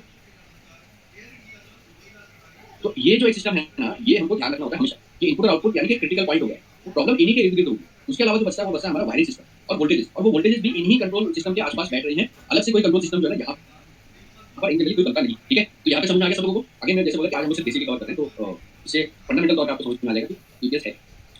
ओके, अब देखिए इसके बाद में हमारा आ जाता है, अगर मैं डायग्राम की मदद से देखूँ तो ये इस तरह से आपको दिखाई देता है। ठीक है, तो ये हमारा दिख गया। तो ये हमारा स्टीयरिंग व्हील, यहाँ पे जो ये स्टीयरिंग एंगल सेंटर लिखा हुआ है ना, इस सेंटर का मतलब होता है स्टीयरिंग व्हील एंगल सेंसर। ठीक है, स्टीयरिंग एंगल सेंसर। सेम यहाँ पे स्टीयरिंग पिनियन, ये आपका एक पिनियन हो गया, यहाँ पे इलेक्ट्रॉनिक मोटर लगाया हुआ है। ठीक है, यहीं पर पिनियन के अंदर ही हमारा टॉर्क सेंसर होता है। देखिए, स्टीयरिंग फोर्स सेंटर यानी कि टॉर्क सेंसर। टॉर्क सेंसर यहाँ पर हो गया हमारा, तो कंट्रोल यूनिट हमने ईपीएस यहाँ पर लगा दिया। ये हमारा मोटर है, ये हमारा स्टीयरिंग रैक है, ये हमारा ड्राइव पिनियन है, ये स्टीयरिंग पिनियन है, ये स्टीयरिंग कॉलम है, ये है ओवरऑल आपका। अगर सीधे आप ये ईपीएस यानी इलेक्ट्रॉनिक पावर स्टीयरिंग को देखते हैं तो वो कुछ इसी तरीके से आपको दिखाई। ठीक है, इसके बाद आता है, अगर हम लोग बात करें कि इलेक्ट्रॉनिक कंपोनेंट जो है वो क्या क्या होते हैं, तो इसके अंदर ज्यादा कंपोनेंट नहीं होते हैं। मैं एकदम इस तरीके से बता रहा हूँ आपको, जिससे कि आप सारे के सारे, अच्छा मैंने ईपीएस को इंक्लूड नहीं किया क्योंकि ईपीएस को ही हम लोग कवर कर रहे हैं। तो ईपीएस के जो कंपोनेंट है वो ये तीन मेजर कंपोनेंट होते हैं। टेम्परेचर सेंसर को नहीं किया हूँ क्योंकि टेम्परेचर सेंसर ऑप्शनल होता है, हर एक इसमें आता नहीं। ठीक है, ओके, अब ये है हमारा मोटर, उसके बाद में हमारा स्टीयरिंग एंगल सेंसर, और ये हमारा टॉर्क सेंसर। टॉर्क सेंसर मैंने इस तरह से दिखाने के लिए दिया हुआ है, हालांकि ये हमेशा रैक में होता है। ठीक है, अब इलेक्ट्रिक मोटर की अगर हम लोग बात करते हैं यहाँ पर, तो इलेक्ट्रिक मोटर में क्या होता है ना, जैसा कि आपका जो बहुत सारे टाइप के इलेक्ट्रिक मोटर आते हैं, जिसमें आपका एक स्टेटर मोटर होता है। तो अगर आप लोगों ने मोटर वगैरह की ट्रेनिंग है आपकी, जिसमें स्टार्टर वगैरह की मोटर करते हैं, तो स्टेटर मोटर होता है। अभी स्टेटर में STATOR stator motor, starter motor नहीं। ठीक है, इसके बाद में आता है आपका स्टेटर मोटर में क्या है, इंडक्टिव टाइप मोटर होते हैं आपके, इंडक्शन मोटर कहते हैं। वो होते हैं आपके इंडक्शन मोटर में भी क्या है ना, आपके क्या कहते हैं अपना, दो टाइप के होते हैं, एक होता है आपका ब्रशलेस, देन ब्रश। तो ब्रश हो गया, ब्रशलेस हो गया। इसके बाद में अगर आप थोड़ा सा और चले जाएंगे तो मैग्नेट, परमानेंट मैग्नेट, इस तरह से अलग अलग टाइप के मोटर आते हैं। वो मोटर जो है हम लोग किसी भी सिस्टम पे काम करने के लिए, जैसा हमारा एप्लीकेशन है उस तरह से इंजीनियर को डिसाइड करते हैं, डिजाइन करते हैं। ठीक है, तो वो जो सारे हैं वो इसी तरह से अपने काम करते हैं। ठीक है, यहाँ तक जो है ना हमारा एक्चुएटर वाला साइड जो है वो कवर हो जाता है। एक्चुअली में यहाँ पे सिर्फ और सिर्फ मोटर होता है, चलाओ कुछ नहीं होता। अभी जो नए वाले कंट्रोल यूनिट्स आते हैं जिनका पूरा का पूरा स्टीयरिंग कॉलम के साथ, जहाँ पे आपने देखा है कि गाड़ी जब आप बंद करेंगे तो स्टीयरिंग भी लॉक हो जाता है, वहाँ पे आता है हमारा सिस्टम जो होता है ESCL। मैं कोशिश करूंगा कि ESCL भी आप लोगों का कवर हो जाए, क्योंकि ESCL की गाड़ियाँ जो है जल्दी मिलती नहीं है। तो देखिए मैं कोई भी ऐसा टॉपिक कवर नहीं करना चाहता हूँ जो आपको मैं प्रैक्टिकली दिखा नहीं पाऊँ, लेकिन ESCL की गाड़ी मुझे मिल गई तो मैं पहले प्रैक्टिकल बना लूंगा, और प्रैक्टिकल करने के बाद में मैं फिर आप लोगों को उसका थियरी भी कवर करूँ। ठीक है, तो वो ज्यादा बेटर रहेगा। ESCL का मतलब क्या होता है, electronic stability control steering column lock, electronic steering column. Safety system है, बेसिकली एंटी टच सिस्टम है। जैसे आप गाड़ी बंद करेंगे वो बंद हो जाएगा इसका। हालांकि ये सब है मैंने उसमें दिया हुआ है, जो मैंने अभी शॉर्टकट के लिए एक ओपिनियन डाला ना, मैंने दिया हुआ है आपको बैटरी। ठीक है, तो ESCL जो है इसके बाद में आता है। यहाँ तक जो है सिस्टम नॉर्मल इसी तरह से काम कर रहा है। इसके बाद जो भी सिस्टम आ रहा है वो एडवांस सिस्टम आ रहा है, वो गाड़ी टू गाड़ी बदलता रहेगा। तो ये है आपका EPS के बारे में, जिसको हम लोग करेंगे हमारा बेसिक सिस्टम। ठीक है, तो मैं थोड़ा सा 5 मिनट ब्रेक लेकर आता हूँ, फिर आगे हम लोग क्वेश्चन चलेंगे।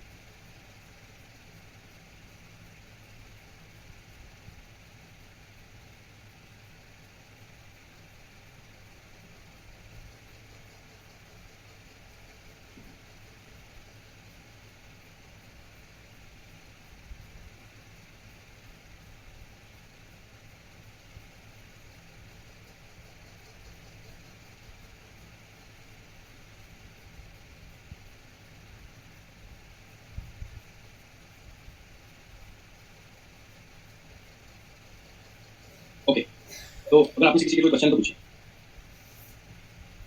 आप में से अगर कोई क्लासेस ले रहे हैं उसको लेकर भी कोई क्वेश्चन है तो पूछिए, मैं आंसर कर देता हूँ आपको। जी मुजफ्फर जी बोलिए। जी भाई।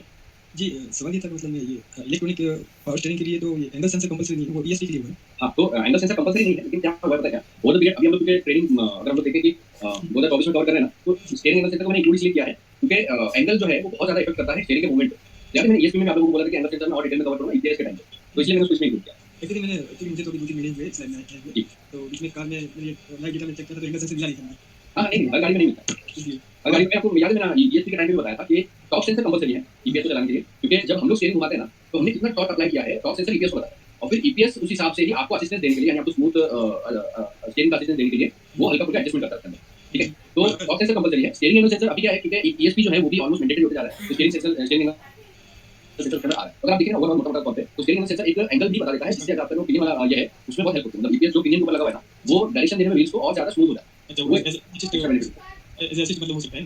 हाँ, इससे एजिस नहीं है, और अगर एजिस नहीं है कार के सिस्टम में तो कार की स्पीड सेंसर से सिग्नल देगा ना। व्हीकल स्पीड से, इंजन स्पीड से, हाँ vehicle speed sensor, vehicle speed VSS आता है, जिसमें ABS नहीं होता है, उसमें गियरबॉक्स के ऊपर गियरबॉक्स सेंसर आता है ना VSS, जी जी जी तो ये VSS से इंक्लूड है। Vehicle speed sensor. हाँ, व्हीकल स्पीड सेंसर से। और यही कारण होता है कि आपका वहाँ पर व्हीकल स्पीड लिखा जाता है, स्पेसिफिकली व्हील स्पीड नहीं लिखा है। तो ABS है तो व्हील स्पीड मिल जाएगा, WSS मिल जाएगा। अगर ABS नहीं है तो VSS मिल जाएगा। व्हीकल का स्पीड लेना बहुत इंपॉर्टेंट है, क्योंकि अगर आप 100 की स्पीड में चल रहे हैं तो टॉर्क मिनिमाइज किया जाता है, यानी कंट्रोलिंग उस वक्त ज्यादा होगी, ठीक है, मतलब ईपीएस उस वक्त टॉर्क को कंट्रोल कर रहा है, अप्लाई नहीं होने दे रहा, राइट। और सेम टाइम पे जब आप पार्किंग कर रहे हैं या लो स्पीड में चला रहे हैं उस वक्त वो आपको असिस्टेंस दे रहा होगा, इसलिए मैंने कंट्रोल और असिस्टेंस को दोनों अलग तरीके से समझाया, क्योंकि स्पीड से बहुत ज्यादा फर्क पड़ता है। और अगर ये एबीसी मतलब ये व्यू स्पीड सेंसर से अगर सिग्नल लेता है तो कंपल्सरी मतलब कोई चार्ज से कोई एक सेंसर से लेगा या फिर कंबाइन होकर उसका सिग्नल आएगा? ये ना गाड़ी टू गाड़ी डिपेंड करता है, अगर आप अच्छा। अमेरिकन ब्रांड्स में देखेंगे ना, मैंने अमेरिकन ब्रांड्स में देखा है कि फ्रंट लेफ्ट या तो फ्रंट राइट से लेगा, हाँ, ठीक है, एक ही हाँ, एक ही से ले रहा होता है। लेकिन अभी जो हम लोग ट्रेंड देख रहे हैं पिछले कुछ टाइम से, हम्म। उसमें ये है कि सभी ओवरऑल में कैनवस के जरिए उसको इनपुट मिला, ना कि किसी वायर के थ्रू। अच्छा, वो कैमरा से तो चार्ज से मतलब कंबाइन हो चली जाएगा। जाता है, यस, और टर्न लेने के टाइम पे मतलब सिग्नल थोड़े मतलब व्हील्स अगर उसका व्हील स्पीड तो अलग अलग होगी ना टर्न के टाइम पे?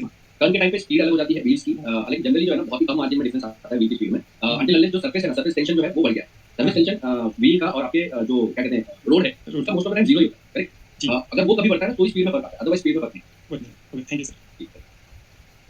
Yes Ramandeep ji, Ramandeep ji, hello ji Ramandeep. जी सर, सर मैंने अभी आपके जब अब मतलब हाइड्रोलिक पावर स्टेशन अभी आने बंद हो गए सर पूरी तरीके से, मेरे ख्याल से कमर्शियल में है सर। कमर्शियल में भी अभी कम होते जा रहे हैं, बिकॉज जिस तरीके की रोड स्ट्रक्चर हम लोग बनाते जा रहे हैं उस हिसाब से हाइड्रोलिक स्टीयरिंग और खास करके हाइड्रोलिक स्टीयरिंग अभी आते भी है ना तो वो हाइड्रो इलेक्ट्रॉनिक होता है, कंप्लीट हाइड्रोलिक जो है वो कम होते जा रहे हैं। एंड सिंस जैसे मैं बार बार बोल रहा हूँ, देखिए मैं कोशिश क्या कर रहा हूँ कि हाइड्रोलिक सिस्टम अगर हाइड्रो इलेक्ट्रॉनिक है तो वहाँ पे सॉलिनॉइड लगी होगी, यहाँ मैंने एबीएस के कंट्रोल के टाइम में समझाया था, जहाँ भी हाइड्रो इलेक्ट्रॉनिक सिस्टम यूज किया जा रहा है, मेगाट्रॉनिक यूज किया जा रहा है, वहाँ पे मोर लेस आपका ऑयल के प्रेशर को चेंज करने के लिए सॉलिनॉइड वॉल्व है, वहाँ पे आपको इनपुट होगा ना वो सेंसर ही होगी, लेकिन आउटपुट मल्टीपल यानी मोटर प्लस आपका प्रेशर वॉल्व, सॉलिड वॉल, ये दोनों वहाँ पे बन जाए, तो ये एक आपको ध्यान रखना होता है। हालांकि देखिए ईपीएस जो है ना वो अपने आप में बहुत इफेक्टिव सिस्टम है, तो डबल एक और चीज बताओ, हाइड्रोलिक में और जो इलेक्ट्रॉनिक में सबसे बड़ा फर्क है वो ये कि जैसे आप इंजन स्टार्ट करते हैं हाइड्रोलिक सिस्टम उसी वक्त काम करना शुरू कर देता है, क्योंकि उसको कंटिन्यूअस स्मूथनेस देनी होती है आपके हाइड्रोलिक सिस्टम आपके स्टीयरिंग, ठीक है। एंड यही कारण से वो इनएफिशिएंट होता है, तो टेंपरेचर की प्रॉब्लम्स आती है, जिस वजह से इलेक्ट्रॉनिक जो है एफिशिएंसी वाइड जो है उसकी एफिशिएंसी बढ़ जाती है। ये बात सर एक बड़ा छोटा क्वेश्चन था सर, जैसे कोई गाड़ी है 7 लाख की, एक गाड़ी 5 लाख की, अब जैसे पहले आपको याद होगा पहली सेकंड या थर्ड क्लास में उन्होंने कहा था भी कोई गाड़ी में ऑटो सेंसर नहीं दिखा उनको, इनको टैग होती है क्या, आपको याद होगा आपके किसी स्टूडेंट ने किसी ने, तो ऐसा हो सकता है सर वो लोग कुछ सेंसर स्पीड सेंसर पे 2 दे के 4 देते हैं depend upon manufacturer cost saving करने के लिए। तो खैर मैंने एबीएस वाली जो क्लास है ना हाँ सर, उन्होंने एक्सप्लेन किया है कि उसमें क्या होता है 3 चैनल 4 चैनल इस तरीके के सेंसर आते हैं, तो वो सिस्टम कैसा लगा उसके ऊपर डिपेंड करता है, ऑब्वियस है सस्ती गाड़ी में। लेकिन मैं आपको बात बताता हूँ स्टैंडर्ड हो चुकी है चीजें, और स्टैंडर्ड ने क्या किया है ना कि पिछले आई थिंक 2017 के बाद या 19 के बाद स्टैंडर्ड कर दिए गए हैं, उन स्टैंडर्ड में अभी वो सिंगल सेंसर या सिंगल पिस्टन जो है आपके ब्रेक असेंबली वगैरह जो है नहीं लगाए जाएंगे, जो है पूरा लगा के देना पड़ेगा। आपको एक एग्जांपल देता हूं, अगर हम लोग इंडिया में लोवेस्ट मॉडल की अगर गाड़ी देखें, यही कारण होता है कि जब भी आप गाड़ी खरीदे ना तो वो ब्रांड वैल्यू को ना देखते हुए आप ये देखें 2-3 चीजें हमको देखनी चाहिए एज ए कंज्यूमर की। सबसे पहले आपकी सेफ्टी, उसके बाद आते हैं सेफ्टी के फीचर्स कौन से इस्तेमाल किए गए हैं वो, और आपका इंटीरियर किस तरीके का बनाया गया है, कंफर्ट क्या है वो, उसके बाद आप एक्सटीरियर का लुक। मतलब मेरा पर्सनल ये हमेशा होता है। तो अगर हम लोग सस्ती गाड़ियां देखें जिसमें टाटा की टियागो आती है, मारुति की एस्प्रेसो आती है, तीसरी कैटेगरी में आती है उसके बाद में आती है रेनो क्विड, और चौथे नंबर पे आती है आपके जो रेडिगो एक्शन, ठीक है। अब इनमें क्या होगा, अगर आप देखेंगे मारुति की इलेक्ट्रॉनिक पावर स्टीयरिंग सेम है, लगभग उसी तरह से काम कर रहा है, एबीएस भी चारों व्हील पर ही है, वैसे ही क्विड में भी है, वैसे ही आपके टियागो भी है। लेकिन अगर आप जब जाते हैं रेडिगो में जो कि 3 लाख की उसमें आपको अगर दूसरा कुछ चेंज होने के लिए चेंज होता दिखाई देता है तो सरप्राइज होगा नहीं, ठीक है। वैसे ही अगर आप नैनो में चले जाएंगे और सस्ते में तो वहाँ पे तो आपको और भी मतलब हो सकता है 2 चैनल 2 सिग्नल वाला जो आपको 2 चैनल 2 सेंसर वाला आपको एबीएस मिले, इसकी पॉसिबिलिटी होती है। एंड दैट इज व्हाई मैं हमेशा ही बोलता हूँ कि सिस्टम को इस तरह से समझिए कि अगर उसमें कंपनी के द्वारा कुछ डाउट सेफ्टी है तो आप खुद उसको फिगर आउट कर सकते हैं। यस जी मनिंदर जी बोलिए, आपका सवाल। जी मनिंदर जी। जी सर, मैंने आज एक एबीएस सेंसर चेंज किया है सर, और मैं जो हाईटेक पुलिस है लुधियाना में इनका सेंसर और डायग्नोस का उनकी बुक भी चेक करता रहता हूँ, लेकिन उसका रेजिस्टेंस इसका लिखा है 800, इसका एबीएस का सेंसर का सर 892 ओम का। लेकिन आज मैंने जब चेंज किया उसमें 460 लगे, मुझे थोड़ा सा डाउट हुआ, मैंने अलग अलग व्हील का चेक किया तो चारों में से मिला। तो क्या मैं ना हमेशा बोलता हूँ ये सवाल पहले भी किसी ने मुझे पूछा चाहते हैं। रेजिस्टेंस एक ऐसी चीज है जो सेंसर के brand to brand, model to model जिस मैन्युफैक्चरर ने बनाया है उस मैन्युफैक्चरर के कॉन्फ़िगरेशन के हिसाब से बदल जाता है। एंड यही कारण है कि हम उसको रेजिस्टेंस पे चेक नहीं कर सकते। ये पूरा एक्सपीरियंस बेस्ड सिस्टम है जो पहले लोग इस्तेमाल करते थे, क्योंकि पहले कॉमन सेंसर्स आते थे। आज कंप्यूटर को जैसे अभी रमनदीप जी मेंशन कर रहे थे कि सर सस्ती गाड़ी होगी तो क्या फर्क होगा, तो जब कम लो बजट की गाड़ी होती है तो सेंसर की क्वालिटी भी लो होती है, ठीक है, ऑब्वियसली उसका कॉन्फ़िगरेशन बदल जाएगा। जब थोड़ा महंगी गाड़ी होगी तो उसकी क्वालिटी भी अलग होगी, कंपनी मैन्युफैक्चर वाला उसका रजिस्टर बदल जाएगा, और रेजिस्टेंस की हमें नहीं पता होता है। इस कारण से हम कभी भी इस कंफ्यूजन में रहकर काम नहीं करना चाहिए। ये कारण होता है, देखिए मैंने सारी क्लास आपसे लेंगे रमनदीप जी, आप देखिए कि जो कॉमन इंडक्टिव टाइप सेंसर होते हैं और वॉल्यूम टाइप सेंसर होते हैं वो भी पोजीशन के, मैंने सिर्फ उनमें रेजिस्टेंस बताया है क्योंकि उनमें मोरल सेम आता है, उसके अलावा किसी का मैंने रेजिस्टेंस नहीं बताया। मैंने हमेशा वोल्टेज की टेस्टिंग एक्यूरेट, आपको वोल्टेज उसमें क्या मिलेगा, वोल्टेज तो सर मैं चेक किया नहीं, वोल्टेज चेक किया नहीं, रेजिस्टेंस मत चेक कीजिए, रेजिस्टेंस चेक करने की जरूरत नहीं पड़ती। वोल्टेज वाली आप स्टार्टिंग के 3-4 क्लास ले लीजिए, आपको समझ आइडिया आ जाएगा कि वोल्टेज कैसे चेक करना है। और ओपन हार्नेस टेस्टिंग मैंने उसके लिए प्रैक्टिकल वीडियो भी डाली है, ओपन हार्नेस टेस्टिंग और क्लोज हार्नेस टेस्टिंग, वो ले लीजिए आप। एक और चीज है, नेक्स्ट टाइम अगर एबीएस की टेस्टिंग आपको करनी है जी स्कैनर लगाइए, और स्कैनर लगाने के बाद में एबीएस के अंदर जाके चारों डिस्प्ले सेंसर में सेलेक्ट कर लीजिए, गाड़ी को पूरा आगे पीछे या पूरा ड्राइव करके देखिए चारों सेंसर जो है सिग्नल दे रहे हैं नहीं दे रहे, गलत या सही वो बात की बात, पहले देखिए कि स्पीड दिखा रहे कि नहीं दिखा रहे। अगर 4 में से 3 सही, एक जैसे दिखा रहे हैं और एक गलत दिखा रहा है ना, जी मतलब कि वहाँ पे आपको रेजिस्टेंस वाली प्रॉब्लम हो सकती है या फिर आपका जो मैकेनिकल प्रॉब्लम हो सकती है। लेकिन अगर एक पूरी तरह डेड दिखा रहा है तो वायरिंग आपका कटा हो सकता है या फिर आपका सिंपल सेंसर खराब हो सकता है। पहले ये कीजिए, उसके बाद जाके वोल्टेज चेक कीजिए, आपकी प्रॉब्लम सॉल्व। नहीं सर, मैंने आज नया सेंसर लगाया, लेकिन उसकी वायर थोड़ी बड़ी थी और जो पुराना था वो छोटी थी। तो जो पुराना था वो कोई भी रिस्पॉन्स नहीं दे रहा था, वो घिसा हुआ था, जैसे टूटा हुआ था। लेकिन नया लगाना था, मुझे कंफर्म करना था कि उसका रेजिस्टेंस है भी नहीं है, मुझे थोड़ा वो घिसा हुआ था ना, आपने मैकेनिकल किया उसके अंदर? जी सर। आपका अगर सेंसर घिसा हुआ था, वो वापस ये जो नया लगाया आपने, वो भी घिसा हुआ वापस आ जाएगा। अंदर टिकट भी होता है, वो हिल रहा है। नहीं, उसको क्या हुआ, व्हील बेरिंग टूट गया था सर, तब खराब हुआ था। वही बोला कि आपने कुछ किया नहीं। तो उसमें व्हील बेरिंग टूटा था तब वो खराब हुआ था, लेकिन अभी लगाया मुझे कंफर्म करना था कि वो चलेगा भी नहीं। अभी मैं गाड़ी चलाई है, उसमें कोई इशू नहीं आया, अभी भी बिल्कुल ओके। कोई प्रॉब्लम नहीं है, वोल्टेज देखने की आदत लगाइए। और दूसरी सर, एक क्रैंक शाफ्ट सेंसर जी। टाटा का, इसमें इन्होंने लिखा 2.3 किलो ओम्स का रेजिस्टेंस होता है सर। हाँ। तो इसको मैं चेक किया, इसका भी हमारी गाड़ी का खराब था, इसमें तो प्लस माइनस 10% लिखा है, वो तो ठीक पाएगा। अभी 2 आने वाला था। 2 वायर वाला। हाँ जी, इंडक्टिव टाइप सेंसर है। इंडक्टिव जो टाइप, जो पोजीशन सेंसर है, तो वो जी सर। करंट देगा। जी सर। मैंने अभी थोड़ी देर पहले मैंने बोला भी, सिर्फ 2 सेंसर ऐसे मैंने बताया, एक इंडक्टिव टाइप और हॉलिक। इनका फिक्स जी। होता है। अगर 3 वायर वाला मिलेगा ना आपको, तो जी उसका सर। रेजिस्टेंस मिलेगा अराउंड 1500 किलो, जी। 1500 यानी 1.5 किलो ओम्स। हाँ उसमें प्लस माइनस 10% का मार्जिन जी। होता है, जी। 10% का। वो आपको कॉमन मिलेगा। इसके अलावा ये मैंने भी बताया है, ये मैंने भी लिखवाया लोगों को, ये ध्यान रखिए। ये 2 चीज़ों का रेजिस्टेंस समझ में आ जाता है, लेकिन मैं आपको हमारी स्ट्रेंथ एक्चुअली ना रेजिस्टेंस पता करने से होती है। हम लोग को वोल्टेज टेस्ट करके पता लगा लेते हैं, फिर लगाते हैं। जी बहुत सिंपल होता है। तो खैर देखिए, मेरी आदत है, मैं कभी भी किसी भी पर्सन को ना तो क्योंकि एक तरीके से वो ट्रेनिंग दे रहे हैं और वो अपने तरीके से कोशिश करेंगे कि अच्छी है, लेकिन नहीं सर, बिल्कुल आपकी जो ट्रेनिंग है पूरे रहेगा। जो आपका प्लेटफॉर्म है, मैंने बहुत सर्च किया, जो आपका प्लेटफॉर्म मुझे मिला आपकी तरफ से, सब इंडिया में बेस्ट प्लेटफॉर्म है आपका। Thank you. मैं तो खैर ये चीज़ के बारे में बोलना चाहता हूँ, जैसे आपने बोला ना, जगजीत जी नाम है उनका, जगजीत जी के बारे में। जी। उन्होंने अपना एक्सपीरियंस डाला हुआ है, जो कि गलत नहीं है, लेकिन थोड़ा सा समय चेंज हो रहा है, इस वजह से वो थोड़ा सा कभी-कभी कहीं जगह पर आपको आउटडेटेड लग सकता है। ये क्योंकि तो सर कई कंपनी में भी गया हूँ, मारुति में भी गया हूँ और स्वराज महिंद्रा में चंडीगढ़ भी गया हूँ। उनका भी टीम का ऐसा प्रपोजल नहीं है जैसा प्लेटफॉर्म आपका है। मैं बाकी काफ़ी गया हूँ कई बार। Thank you. तो थैंक यू मनिंदर जी। मैं और सवाल ले लेता हूँ। यस, किसी और सवाल है तो पूछिए। निखिल जी का एक है, एबीएस और ईपीएस एक में एक साथ क्या रिलेशन है? ओके, तो एबीएस और ईपीएस में निखिल जी एक जो रिलेशन ये है कि ईपीएस को काम करने के लिए व्हील स्पीड या व्हीकल स्पीड की जरूरत पड़ती है। तो अगर गाड़ी के अंदर व्हीकल स्पीड सेंसर नहीं है, तो ईपीएस को व्हीकल की स्पीड जो है वो एबीएस से लेनी पड़ेगी, यानी व्हील स्पीड सेंसर के जरिए। तो ये रिलेशन होता है, क्योंकि डायरेक्ट होता है या कई बार कैनवस के जरिए होता है। बस इस चीज़ को हमको ध्यान रखना है, ठीक है? और स्क्रीन फुल साइज कीजिए। इसने हैंडल किया जी, मुजफ्फर जी बोलिए। हाँ सर, ये जो सेंसर टेस्टिंग होता है ना क्लोज हाउस में, जी। तो जो इलेक्ट्रिक टाइप है और हॉलिक टाइप है, वो तो उसके सिग्नल से हम चेक कर सकते हैं। मतलब मेरे पास ये जे टाइप का P200 या P2 कहते हैं ना, वो जी, आप पावर प्रो कहते हैं हम लोग उसको, सर्किट टेस्टर, लेकिन हाँ, तो उसमें जायरोस्कोप, सॉरी ये ऑसिलोस्कोप का ऑप्शन मिनी नहीं है। ऑसिलोस्कोप होता है, हाँ, करेक्ट। तो उसमें मैं ना जो इलेक्ट्रिक और ये हॉलिक टाइप के सेंसर है, तो उसकी वेवफॉर्म चेक कर लेता हूँ। Frequency, correct. रेजिस्टेंस टाइप के जो सेंसर है, तो उसके सिग्नल उसमें चेक हो जाएगी क्या? कर सकते हैं? इंडक्टिव टाइप के बोल रहे हैं, हॉलिक टाइप के? इलेक्ट्रिक और हॉलिक वो तो हो जाए रेजिस्टेंस टाइप के जो सेंसर होते हैं, जो रेजिस्टेंस वेरिएबल रेजिस्टेंस वाले बोल रहे हैं। हाँ, वो जो वेरिएबल रेजिस्टेंस वाले वोल्टेज को ही इफेक्ट करते हैं, तो वो भी आपको बताएंगे, लेकिन मैं उसका एक तरीका बताता हूँ और आसान तरीका बताता हूँ। जहाँ पे पीडब्ल्यूएम दिखाई देता है या आपका एनालॉग सिग्नल दिखाई देता है ना, वहाँ आसान हो जाता है जब हम लोग आपका मिनी ऑसिलोस्कोप यूज करते हैं। लेकिन जहाँ पे थ्रेशोल्ड होता है ना, मतलब एक वहाँ पे उसको टेस्ट करने के लिए हमेशा स्कैनर में ग्राफ का इस्तेमाल, जी वो सबसे बढ़िया काम करेगा। मैं अभी उसके अगर आप लोगों ने वो वाली ये देखी होगी ना, मैंने गाड़ी में देख के दिखाया कि भाई किस तरह से ग्राफ चेक किया जाता है। आज के टाइम पे मैं आपको बताता हूँ, मेरी पर्सनल प्रैक्टिस है, मैं लगभग 70 to 80% टाइम हर एक सेंसर को चेक करने के लिए ग्राफ का इस्तेमाल करता हूँ। जी। स्कैनर, अगर स्कैनर है तो। अगर स्कैनर नहीं है तो मैं मल्टीमीटर या फिर पावर प्रोब का इस्तेमाल करता हूँ। और पावर प्रोब में मैं जनरली आपका जो सिग्नल की फ्रीक्वेंसी है, वो फ्रीक्वेंसी डिटेक्ट करने की कोशिश करता हूँ कि मुझे मिल जाए। अलग-अलग फ्रेम पे देखना होता है, आपको पता है, एडजस्ट करना होता है फ्रेम आपको। वो फ्रेम आप एडजस्ट कर लेते हैं ना, तो उसमें भी पता चल जाता है। मैं एक टिप देता हूँ आपको, मुझे अगर आप यूज कर रहे हैं ना, एक्चुएटर को टेस्ट कीजिए। जी। पावर प्रोब खास करके सर्किट टेस्टर जो है आपका, बिलीव मी, आप मुझे ना थैंक यू बोल के फोन करें। एक्चुएटर को टेस्ट करने का सबसे बेस्ट टूल है। एक्चुअली मैंने अभी वो एक्टिविटी वाली क्लास तक मैं अभी पहुंचा नहीं हूँ, उससे पहले जाऊंगा। नहीं, आप देखिए वो जो टूल है ना आपका, उससे आप एक्चुएटर टेस्ट कीजिएगा, फिर मुझे बताइएगा। अच्छा, वो पावर सप्लाई देने से पावर प्रोब से नहीं, पावर सप्लाई देना मत।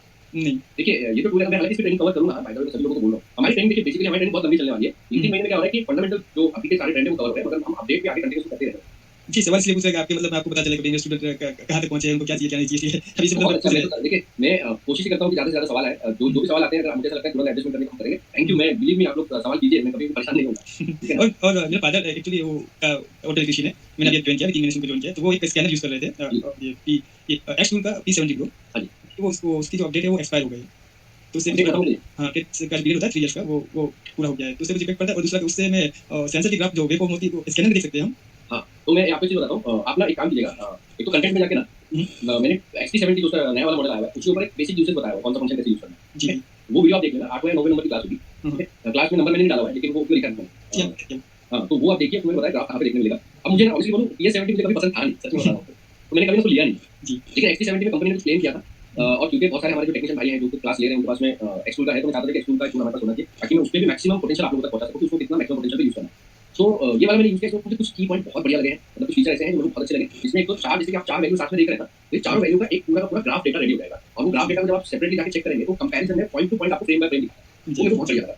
मैं आपको शर्त लगा के बोलता हूँ, आप एक्स टूल वालों को फोन करके पूछ लेना, उनको पता नहीं होगा ये फीचर है। सही है, वो तो डीलर्स ज्यादातर डीलर्स को नॉलेज होता नहीं है, हाँ, उनको होता ही नहीं है, वो लोग खाली क्या है, वो बेचना चाहते हैं। बेचना चाहते हैं। और सर वो एक्चुअली ये था कि ये जो ड्राफ्ट वगैरह हम सेंसर पे देख सकते हैं स्कैनर हम्म। में, तो वो डिपेंड करता है ना ओएनएम का, मतलब कंपनी को वो प्रोवाइड करती है नहीं इसी में प्रोग्राम्स वगैरह। तो खैर ये आपका सवाल बहुत सही है, मैं इसका एक जवाब देता हूँ, सब लोग ध्यान से सुनिए। हमको ऐसा लगता है कि कंपनी बहुत ही आज के टाइम पे जो हम लोग मॉडर्न टाइम पे जी रहे हैं ना, तो मैं आपको एक रियलिटी बताता हूँ स्कैनर कंपनीज की। तो सबसे पहली चीज़ तो ये समझ लीजिए कि स्कैनर कंपनी अपने से कुछ नहीं बना रही। जी। ठीक है? सब कुछ एक्सट्रैक्ट किया जाता है गाड़ी के अंदर से, जी। वायर केबल के जरिए गाड़ी में कनेक्ट करके पूरा जो उसका इंटरफेस है ना आपके कंट्रोल यूनिट का काम करने का, पूरा एक्सट्रैक्ट किया जाता है और उसको रिवर्स इंजीनियर करके ये सॉफ्टवेयर डेवलप किया जाता है। तो अगर कोई अच्छी कंपनी है, ठीक है, जैसे कि नामचीन कंपनी है, उसमें ये होगा कि नसीम जी, 1-2 मिनट में आपके सवाल का जवाब देता हूँ। तो उसमें ये होगा कि अगर कोई अच्छी ब्रांड की, जैसे कि एक्सक्लूड हो गया, लॉन्च हो गया, होटल है, थिंकर वगैरह है, ये सब कंपनी अगर सही मेथड, हालांकि थिंकर ने तो क्या किया, थिंकर ने तो लॉन्च को कॉपी कर दिया, ठीक है, तो वो तो खुद गाड़ी में गए भी नहीं। तो ये सारी कंपनी में अच्छी बात ये होगी कि इनका जो डेटा सोर्स है ना, उसी का गाड़ी होती है, और गाड़ी होने की वजह से गाड़ी में जितने भी एक्सेसिबल पैरामीटर्स होंगे वो आपको स्कैनर में भी दिखेंगे। तो एग्जांपल में समझाता हूँ, इंजन स्पीड आपको हमेशा मिल जाएगी, ग्राफ में भी देखने मिलेगी, वैल्यू में भी देखने मिलेगी, टेम्परेचर आपको देखने के लिए मिलेगा, ठीक है, प्रेशर आपको देखने के लिए मिलेगा, इंटेक टायर टेम्परेचर आपको देखने के लिए मिलेगा, नॉक वैल्यू हमेशा आपको देखने को मिलेगी, डीजल गाड़ी है तो आपको रेल प्रेशर हमेशा देखने को मिलेगा, टर्बो है तो बूस्ट प्रेशर सेंसर हमेशा आपको मिलेगा। और ये वैल्यू आ कहाँ से, ये वैल्यू आ सारे सेंसर। तो ये बेनिफिट होता है। तो कोई भी कंपनी खुद से बनाई नहीं रही, गाड़ी पे जो है गाड़ी से ही लिया जाता है। और इसी वजह से अभी अच्छी बात है, क्योंकि जिस टाइप पे हम लोग जी रहे हैं ना, अगर ये कंपनी थोड़ा सा ध्यान दें अपने कस्टमर को एजुकेट करने के लिए, तो ये बता पाएंगे ईमानदारी से कि भाई हमने, हमारे पास सिर्फ चाबी कोडिंग फलाना निकालना और भी अच्छे टूल्स हैं स्कैनर के अंदर, जिससे आप अपना काम बेहतर बना सकते हैं। ऐसी बात। ये बताइए कि उनका सेल नहीं होगा ना, अभी अगर मैं आपको एक एग्जांपल देता हूँ। मैंने आज तक जितनी भी ट्रेनिंग चलाई है ना, उसमें हमारा 3 घंटे या 3.5 घंटे का टोटल की कोडिंग का एक हम लोग दिखाते हैं। और प्रोग्रामिंग जो होता है इसी वगैरह का, या व्हीकल पे प्रोग्राम कैसे करनी है, वो हम ज़्यादा 4 से 5 घंटे का बनाते हैं। और हमारी पूरी ट्रेनिंग 250 घंटे के ऊपर होती है।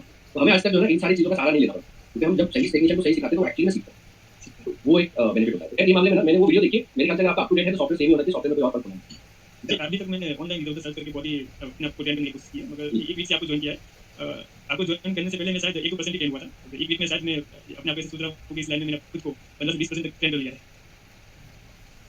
मतलब आपकी हाँ, समझे बात नहीं समझे? नहीं, मैं समझ गया। खैर मुज़फ़्फ़र जी, मैं आपको बोलूँगा कि आप इसको कंटिन्यू रखिए। 1 हफ्ते में अगर आपको अच्छा लगा है, हमारी कोशिश ये है कि आपकी जितना भी ट्रेनिंग का ड्यूरेशन है तब तक आपको अच्छा लगता रहे। यही कोशिश हमारी रहेगी। मैं हमेशा जनरली ना शुरू में फीडबैक थोड़ा-सा पूरी तरह से मतलब मैं खुश नहीं होता हूँ। मेरा फीडबैक होता है कि जब 2 महीने, 2.5 महीने, 3 महीने पूरे हो गए तब जो फीडबैक आएगा वो असली फीडबैक होगा। पर थैंक यू, मैं उसके लिए आपको बहुत धन्यवाद करता हूँ।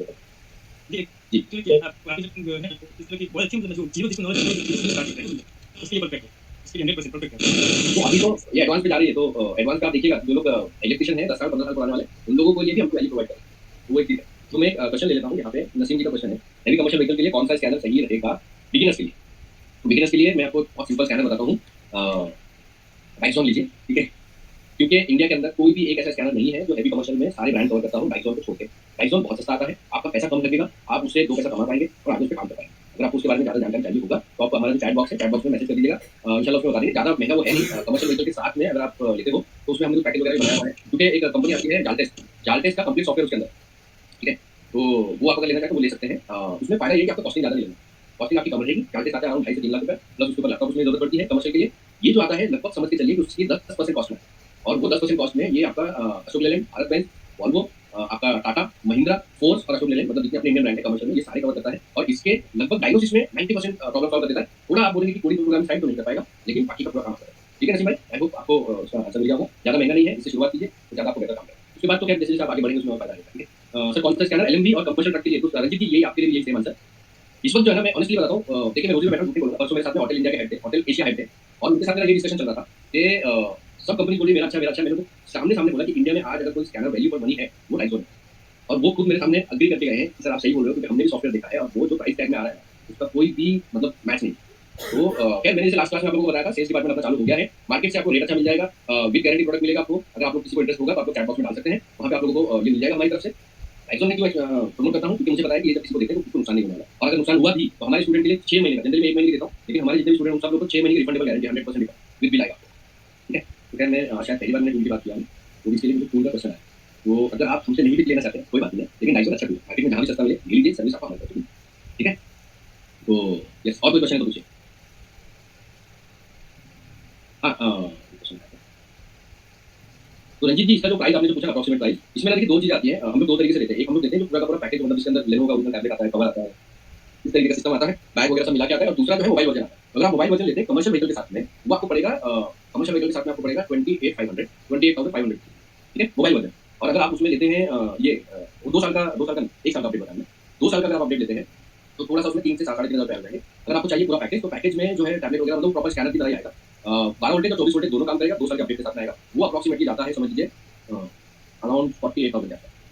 क्योंकि उसमें जो कॉस्टिंग एक्चुअली ऐड हो रही होती है ना, वो बेसिकली आपके टैबलेट और ये सारी चीज़ें ऐड होती है, वो आप खुद भी ले सकते हैं, ऐसी बात नहीं है। अगर आपको हेल्प चाहिए होगा तो हम लोग आपको भी दे देंगे काम का। जी अकबर भाई, आपका सवाल पूछिए।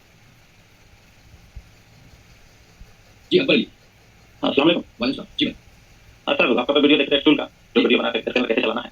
जी जी जी। हाँ, तो हम चाह रहे थे सर, मेरे पास लॉन्च करके ना है जी X431 Pro, जी। उसका वीडियो थोड़ा बना के थोड़ा दिखाइएगा। हाँ, मिल जाएगा इंशाल्लाह। ये आपके अंदर मिल जाएगा। एक्सटूल का पूरा। पहले मैं बेसिक वाले बना रहा हूँ, मतलब जैसे एक्सटूल का बनाया था, तो मेरे पास एक्सटूल था तो मैं एक्सटूल बना दिया। कल मेरे पास में लॉन्च आ जाएगा तो कल लॉन्च का बना दूंगा, ठीक है। उसके बाद में ऑर्टिकल आ जाएगा, ऑर्टिकल का ये अभी पहला जो वीडियो आ रहा है ना, वो बेसिक के लिए, कि भाई हर सॉफ्टवेयर को आप बारीक से समझ सकें। उसके बाद आएगा सिस्टम को टेस्ट कैसे करना है, उसके बाद आएगा एक्टिविटी को कैसे टेस्ट करना है, तीनों सॉफ्टवेयर, ठीक है। हाँ, तो ये आई थिंक मैं आपको ना फ्राइडे की क्लास के पहले इंशाल्लाह दूंगा, ठीक है। ठीक है। जी, मैं लिख लेता हूँ, क्योंकि मैं लिख लेता हूँ तो मुझे याद रह जाता है, और मैं आपको ये कहूँगा कि आप लोग भी जो है ना लिखिए। अगर मैं आप लोगों को दिखा नहीं सकता हूँ, मगर ये देखिए इस तरीके से मैं दिन भर बस यही सब लिखते रहता हूँ। एक्सॉन लीजिए बिगिनर्स के लिए। तो मैं क्वेश्चन ले लेता हूँ यहाँ पे। नसीम जी का क्वेश्चन है, हेवी कमर्शियल व्हीकल के लिए कौन सा स्कैनर सही रहेगा बिगिनर्स के लिए। तो बिगिनर्स के लिए मैं आपको बहुत सिंपल स्कैनर बताता हूँ। एक्सॉन लीजिए, ठीक है। क्योंकि इंडिया के अंदर कोई भी एक ऐसा स्कैनर नहीं है जो हेवी कमर्शियल में सारे ब्रांड कवर करता हो डाइसॉन को छोड़ के। डाइसॉन बहुत सस्ता आता है, आपका पैसा कम लगेगा, आप उससे 2 पैसा कमा पाएंगे और आगे उस पे काम कर पाएंगे। अगर आपको उसके बारे में ज़्यादा जानकारी चाहिए होगा तो आपको हमारा चैट बॉक्स है, चैट बॉक्स में मैसेज कर दीजिएगा, इंशाल्लाह उसमें बता देंगे। ज़्यादा महंगा वो है नहीं, कमर्शियल व्हीकल के साथ में अगर आप लेते हो तो उसमें हमने तो पैकेज वगैरह बनाया हुआ है। क्योंकि एक कंपनी आती है जालटेस्ट का कंप्लीट सॉफ्टवेयर उसके अंदर, ठीक है। तो वो आप अगर लेना चाहें तो वो ले सकते हैं। उसमें फायदा ये है कि आपको कॉस्टिंग ज़्यादा नहीं लगेगा, कॉस्टिंग आपकी कम रहेगी। जालटेस्ट आता है अराउंड 2.5 से 3 लाख रुपये, प्लस उसके ऊपर लैपटॉप उसमें जरूरत पड़ती है कमर्शियल के लिए। ये जो आता है लगभग समझ के चलिए कि उसकी 10% कॉस्ट है, और वो 10% कॉस्ट में ये आपका अशोक लेलैंड, भारत बेंज, वॉल्वो, आपका टाटा, महिंद्रा, फोर्स और अशोक लेलैंड, मतलब जितने अपने इंडियन ब्रांड है कमर्शियल में, ये सारे कवर करता है। और इसके लगभग डायग्नोसिस में 90% प्रॉब्लम सॉल्व कर देता है। थोड़ा आप बोलेंगे कि कोडिंग प्रोग्राम साइड तो नहीं कर पाएगा, लेकिन बाकी का पूरा काम करता है, ठीक है नसीम भाई। आई होप आपको उसका आंसर मिल गया होगा। ज़्यादा महंगा नहीं है, इससे शुरुआत कीजिए तो ज़्यादा आपको बेहतर काम करेगा। उसके बाद तो क्या जैसे आप आगे बढ़ेंगे उसमें और फायदा है, ठीक है। सर कौन सा स्कैनर एलएमवी और कंप्यूटर ट्रक के लिए, तो रंजीत जी यही आपके लिए भी यही सेम आंसर। इस वक्त जो है ना मैं ऑनेस्टली बताता हूँ, देखिए मैं रोजी में बैठा मीटिंग बोलूँगा, परसों मेरे साथ में होटल इंडिया के हेड थे, होटल एशिया हेड थे, और उनके साथ मेरा ये डिस्कशन चल रहा था कि सब कंपनी बोली मेरा अच्छा है। मेरे को सामने बोला कि इंडिया में आज अगर कोई स्कैनर वैल्यू पर मनी है वो 250 है, और वो खुद मेरे सामने अग्री करके गए हैं कि सर आप सही बोल रहे हो, क्योंकि हमने भी सॉफ्टवेयर देखा है और वो जो प्राइस टैग में आ रहा है उसका कोई भी मतलब मैच नहीं। तो खैर मैंने इसे लास्ट क्लास में आप लोगों को बताया था, सेल्स डिपार्टमेंट अपना चालू हो गया है, मार्केट से आपको रेट अच्छा मिल जाएगा, विद गारंटी प्रोडक्ट मिलेगा आपको। अगर आप लोग किसी को इंटरेस्ट होगा तो आपको चैट बॉक्स में डाल सकते हैं, वहाँ पे आप लोगों को ये मिल जाएगा हमारी तरफ से। एक्सॉन नहीं क्यों प्रमोट करता हूँ, क्योंकि मुझे पता है कि ये जब किसी को देते हैं तो उसको नुकसान नहीं होने वाला, और अगर नुकसान हुआ भी तो हमारे स्टूडेंट के लिए 6 महीने का, जनरल में 1 महीने की देता हूँ, लेकिन हमारे जितने स्टूडेंट सब लोग को 6 महीने की refundable guarantee 100% refund with bill आएगा, ठीक है। तो क्या मैं शायद पहली बार मैंने टूल की बात किया है, तो इसके लिए मुझे टूल का क्वेश्चन है। तो अगर आप हमसे नहीं लेना चाहते हैं कोई बात नहीं है, लेकिन डाइसॉन अच्छा टूल है, मार्केट में जहाँ भी सस्ता मिले ले लीजिए, सर्विस आपको हमारे तरफ, ठीक है। तो यस, और कोई क्वेश्चन है तो पूछिए।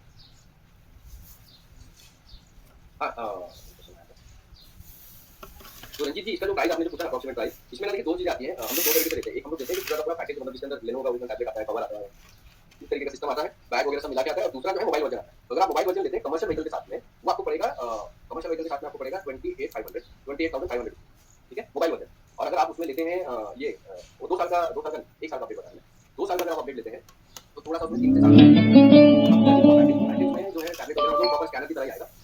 12 वोल्टेज और 24 वोल्टेज दोनों काम करेगा, 2 साल के अपडेट के साथ आएगा। वो अप्रॉक्सीमेटली जाता है अराउंड 48,000 जाता है।